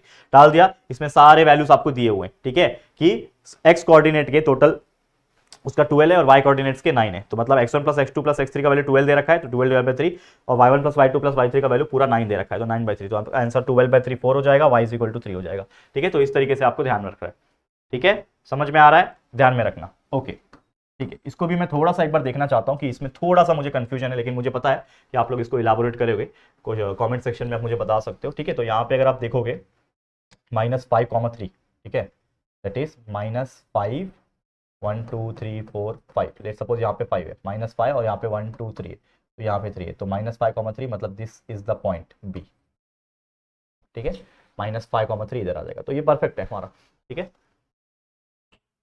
कोई दिक्कत की बात नहीं। चलो ठीक है, चलो कोई बात नहीं, आगे बढ़ जाते हैं, ठीक है, okay. The distance between point P ये दिया हुआ है, क्यू ये दिया हुआ है, हमें बोल रहा है डिस्टेंस निकालो। तो कहीं ना कहीं मुझे पता है डिस्टेंस ऑफ पी क्यू निकालना है, तो डिस्टेंस फॉर्मूला लगेगा x2 - x1 the whole square, y2 - y1 the whole square. तो x2 आपका ये x1 y1 है, x2 y2 है, बस डाल देना है फॉर्मूला में। तो x2 - x1 मतलब 5 - -1 मतलब 5 + 1 हो गया, और y2 मतलब -7 - 1 ये हो गया -8, -8 का स्क्वायर 64, 6 का स्क्वायर 36, सॉल्व किया, ये आ गया 64 है, यहाँ 100 आ गया, 10 आ गया वैल्यू, ठीक है, इस तरीके से आपने लिख दिया। तो ये हो गया आपका एंगल। हाँ एक और चीज, ये लास्ट टाइम भी पूछा हुआ क्वेश्चन है, क्या है, angle made by the line, देखो क्वेश्चन को पढ़ो, angle made by the line with positive direction of x axis, ठीक है। मान लो कि एक्स एक्सिस है आपका, ठीक है, ये एक्स एक्सिस है, ठीक है, ये आपका वाई एक्सिस है, ये आपका पॉजिटिव डायरेक्शन है, ठीक है। इसमें बोल रहा है angle made by the line with the positive direction of x axis, find the slope of line. तो एंगल दिया हुआ है थीटा = 45 डिग्री, तो हमें पता है स्लोप निकालना है, तो मुझे पता है स्लोप का फॉर्मूला होता है स्लोप = tan थीटा, ठीक है। तो tan थीटा का वैल्यू कितना है 45, तो tan 45 डिग्री कितना होता है 1 होता है, तो आंसर कितना हो गया 1। तो लास्ट ईयर भी पूछा हुआ था, आंसर इज 1, चुटकी बजाते ही आंसर आपका आ गया, क्लियर। नेक्स्ट क्वेश्चन, यहाँ पे ध्यान दो, slope of x axis is dash, आप यहाँ पे भी अगर एक्स एक्सिस ड्रॉ करो, ये आपका एक्स एक्सिस है, ये आपका वाई एक्सिस है, और इस पॉइंट से अगर आपको मतलब स्लोप निकालना है, तो ये तो सीधा ही लाइन है, इसका कोई एंगल है क्या, सीधे लाइन का कोई एंगल होता है क्या, 0 डिग्री होता है, ऑप्शन में 0 है क्या, बिल्कुल है, ये मेरा आंसर हो जाएगा। तो slope of any horizontal line, x axis हो चाहे वाई एक्सिस हो, एनी हॉरिजॉन्टल लाइन जो रहेगा वो 0 ही आएगा, ठीक है। अब देखो आ जाते हैं trigonometry, one of the beautiful chapter. ये चैप्टर तो मेरा इतना फेवरेट है, पता नहीं क्यों, बहुत अच्छा लगता है, क्योंकि यार पूरा कंसेप्ट, पूरा फॉर्मूला का ही खेल है इसमें, सारे अगर आपको प्रॉपर्टीज पता है, फॉर्मूला पता है ना, साइन कॉस टैन सब कुछ, मजा आ जाता है ये क्वेश्चंस को, चाहे वो छोटे 1 मार्क्स वाले क्वेश्चन हो, चाहे वो 2 मार्क्स वाले हो, चाहे वो प्रूफ दैट वाले क्वेश्चन हो, और खासकर प्रूफ दैट वाले में तो बहुत मजा आता है। तो ये क्या क्वेश्चन है, sin square theta plus sin square 90 minus theta is equal to question mark. तो मुझे पता है एक प्रॉपर्टी है, sin 90 minus theta is equal to क्या होता है, cos थीटा होता है, sin 90 minus theta is equal to cos theta होता है। तो sin स्क्वायर थीटा ये तो पहले से ही है यहाँ पे, और ये साइन स्क्वायर 90 माइनस थीटा क्या हो जाएगा, कॉस स्क्वायर थीटा हो जाएगा, और मुझे पता है sign square theta plus cos square theta होता है 1, तो इसके लिए मेरा आंसर आ गया 1। खत्म, सिंपल है। नेक्स्ट क्वेश्चन है कि अगर साइन थीटा का वैल्यू 3/5 है तो कॉस थीटा क्वेश्चन मार्क है। देखो ये क्वेश्चन 1 मार्क्स में और 2 मार्क्स में भी पूछने के चांसेस होते हैं, क्योंकि अच्छा खासा कैलकुलेशन होता है इसमें। तो कभी भी अगर कोई क्वेश्चन आया कि कॉस थीटा इतना दिया है साइन निकालो, साइन इतना दिया है कॉस निकालो, tan दिया है सेक निकालो, तो आपको ट्रिग्नोमेट्री आइडेंटिटी फॉर्मूले पता होना चाहिए। ठीक है, ये आपको अगर पता है तो बाकी सब इजी है। ठीक है, बाकी सब बहुत इजी है, इतना सिंपल होता है कि आप सोच भी नहीं सकते। समझ में आ रहा है दोस्तों जो मैं आपको बताने की कोशिश कर रहा हूं, और कुछ है ही नहीं इसके अंदर। ठीक है, इस पूरे चैप्टर के अंदर कुछ नहीं है, पूरा का पूरा कंसेप्ट जो है इसके अंदर आता है। ठीक है, समझ में आ रहा है। तो आपको मेन 2-3 जो फॉर्मूले वो आपको याद रखना है, that is sin square theta plus cos square theta is equal to 1। ठीक है ना, 1 plus tan square theta is equal to sec square theta. अगर ये सब चीज पता है तो ये ऐसे क्वेश्चन को सॉल्व करना बहुत ईजी होता है। करना क्या होता है आपको, मान लो साइन थीटा दिया है 3/5 और कॉस थीटा पूछा है, तो साइन और कॉस है, तो आपको पता है साइन और कॉस में रिलेशन क्या है कि sine square theta plus cos square theta is equal to 1। तो मैं जानता हूं कि we know that sine square theta plus cos square theta is equal to 1 होता है। मैं जानता हूं sine square theta plus cos square theta is equal to 1। मुझे साइन का वैल्यू दिया है 3/5, तो साइन के जगह पे मैं क्या लिखूंगा, पहली बात तो एक मैं ये कर सकता हूं काम कि cos sign square theta plus cos square theta, हमें cos निकालना है तो cos को अलग कर दो और 1 को इधर लेके आ जाओ, तो क्या हो जाएगा, ये cos स्क्वायर थीटा हो जाएगा 1 माइनस साइन स्क्वायर थीटा। जैसे cos निकालना है ना, तो ये हो जाएगा 1 माइनस साइन स्क्वायर थीटा, तो साइन को उधर भेज दिया तो ये cos square theta is equal to 1 minus sine square theta हो गया, और साइन का वैल्यू मैं जानता हूं 3/5, तो साइन की जगह पे लिख दिया 3/5, लेकिन ये स्क्वायर है तो उसके ऊपर स्क्वायर लिख देना, तो ये हो जाएगा cos square theta is equal to 1, तो 1 ही रहेगा, माइनस 3 का स्क्वायर 9, 5 का स्क्वायर 25, तो 1 minus 9 upon 25, 25 multiply by 1 is 25 minus 9 is 16 upon 25 हो जाएगा, क्रॉस मल्टीप्लिकेशन किया तो cos square theta is equal to 16 upon 25। मुझे सिर्फ cos चाहिए, तो taking square root both side, तो ये cos थीटा हो जाएगा, ये स्क्वायर रूट में चला जाएगा, 16 का स्क्वायर रूट 4, 25 का स्क्वायर रूट 5, इस तरीके से सॉल्व करोगे आपका आंसर आ जाएगा। तो ऐसे क्वेश्चंस बहुत बार देखे गए हैं, जरूर से 1 मार्क्स 2 मार्क्स की कैटेगरी में देख लेना। एक और क्वेश्चन यहां पे आप देखो, the value of 2 tan 45 minus 2 sin 30 is equal to dash. तो मुझे पता है 2 tan 45, तो मुझे एक बात बताओ, 2 मल्टीप्लाई बाय tan 45 का वैल्यू क्या होता है 1, ठीक है, बीच में है माइनस, 2 मल्टीप्लाई बाय sin 30 का वैल्यू होता है 1/2, तो ये 2 कैंसिल हो जाएगा, 2 multiply by 2 is 2 minus 1, 2 minus 1 कितना होता है 1 होता है, आ गया आंसर खत्म।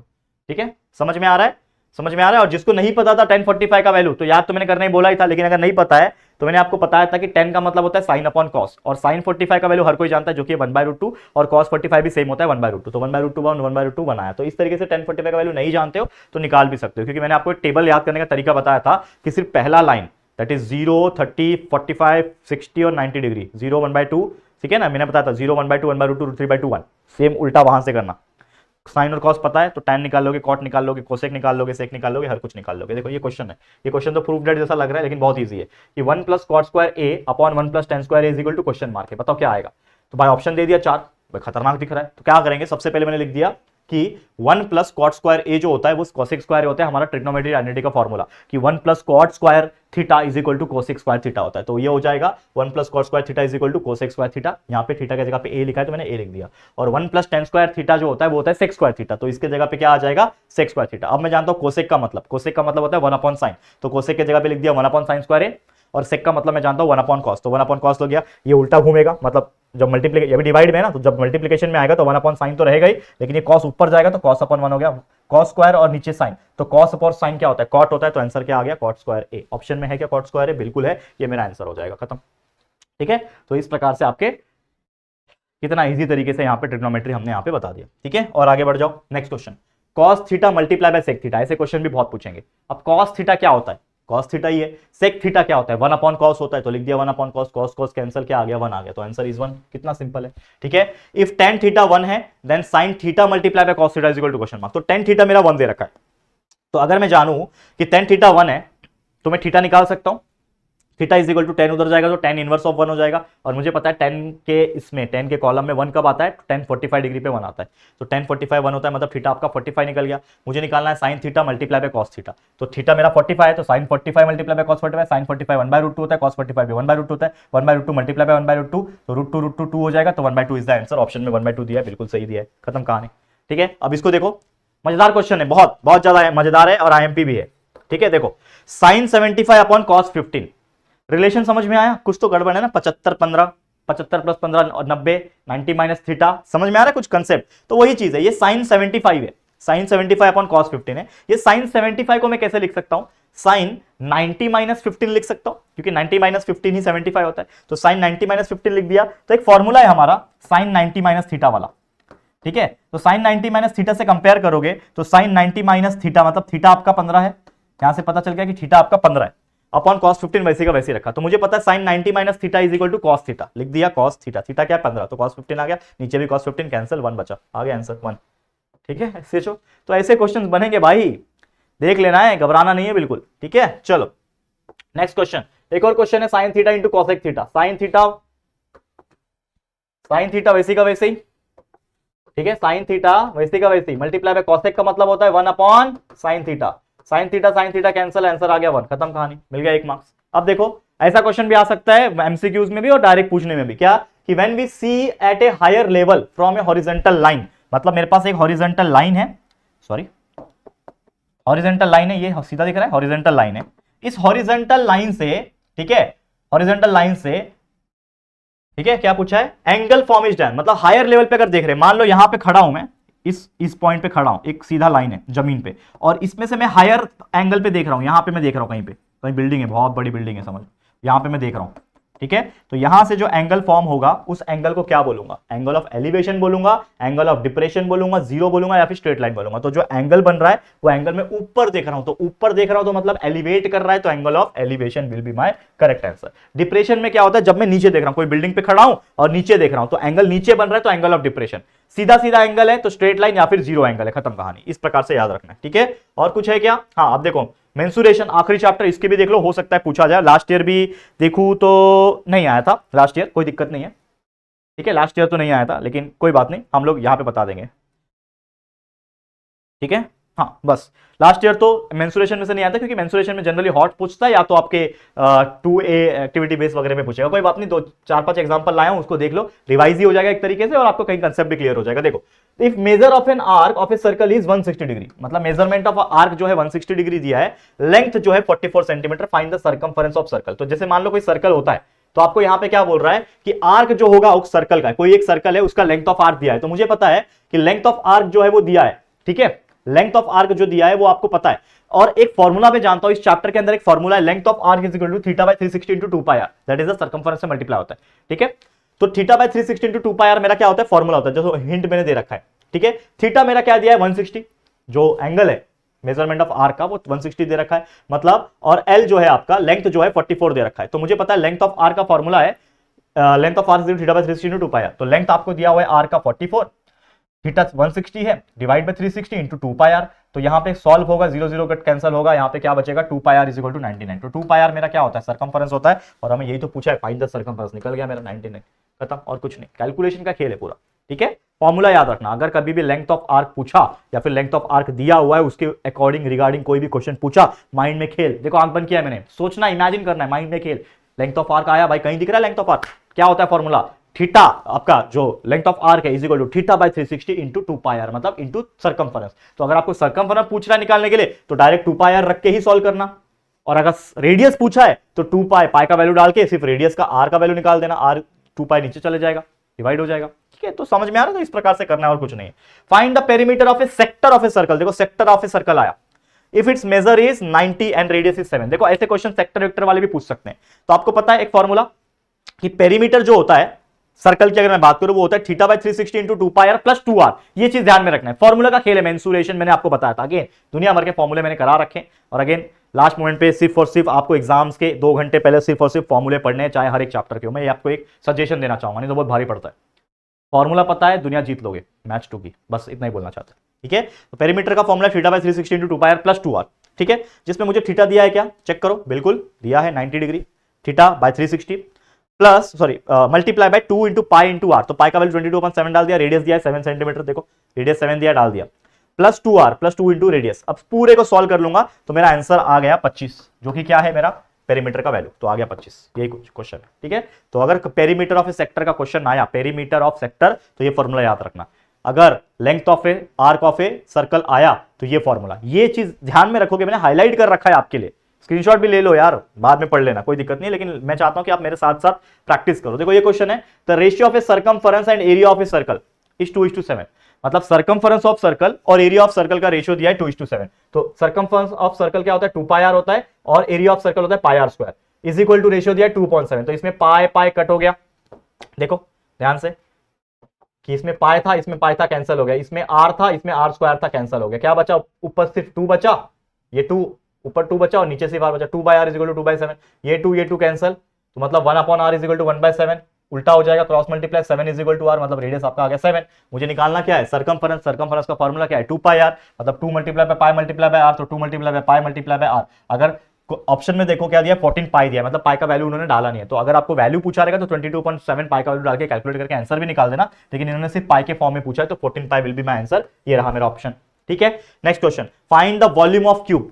आता है भाई, क्यूब हो गया, कोन हो गया, ऐसे क्वेश्चन भाई जितने भी फॉर्मूले याद कर लो। तो क्यूब का फॉर्मूला पूछा है, अगर आपको फॉर्मूला पता है कि वॉल्यूम ऑफ क्यूब जो होता है वो होता है साइड क्यूब, साइड यानी जो एक साइड है उसका क्यूब कर दो, तो यहां पे साइड 0.01 सेंटीमीटर है, तो 0.01 मल्टीप्लाई बाय 0.01 मल्टीप्लाई बाय 0.01 हो जाएगा, क्यूब है ना, तो ये हो जाएगा 1 0 2 0 3 0 4 0 5 0 6 0, तो यहाँ पे 1 2 3 4 5 6 0 के बाद 1 लिख दो, आ गया आंसर। तो देखो काउंट करके देखो, गलती मत करना, इसे कंफ्यूज करने के लिए दिया है, तो ये मेरा आंसर हो जाएगा।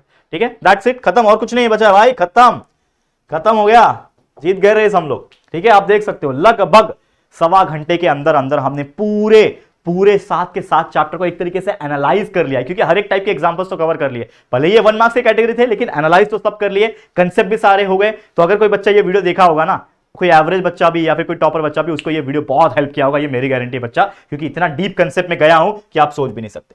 ठीक है, समझ में आ गया, तो बस दैट्स इट फॉर टुडे, आज के लिए इतना ही, इस वीडियो को इसी के साथ एंड करते हैं। लेकिन बहुत सारे वीडियोस आ चुके हैं कंटिन्यूअसली, वीडियो सेक्शन में चेक करो, बहुत सारे वीडियो आ भी रहे होंगे, उसको भी चेक कर दो। सुबह सुबह तो लाइव मिलना ही है, और भी लाइव सेशन होते रहेंगे, बस हमारा साथ देते रहो, प्यार देते रहो, बस इतना ही आज के लिए हमारी मेहनत। ये वीडियो आपको कैसा लगा दोस्तों, जरूर से कॉमेंट करके बताना, और अगर पसंद आए तो प्लीज वीडियो को लाइक करना, सबसे इंपॉर्टेंट चीज लाइक करना, और शेयर करना। यार जितना मेहनत हम करते हैं ना, पूरे महाराष्ट्र के सभी बच्चों तक ये मेहनत पहुंचनी चाहिए बच्चा, तो प्लीज शेयर करते रहना। और अगर पहली बार आए हो ना चैनल पे, चैनल को सब्सक्राइब अभी तक नहीं किया है तो प्लीज चैनल को सब्सक्राइब करके बेल आइकन को भी ऑल पे सेट कर लो, ताकि जब भी वीडियोस अपलोड होंगे तो नोटिफिकेशंस आपको मिलती रहेगी। ठीक है फ्रेंड्स, चलो फिर जल्दी मिलेंगे एक और न्यू वीडियो में, तब तक के लिए thank you and good bye.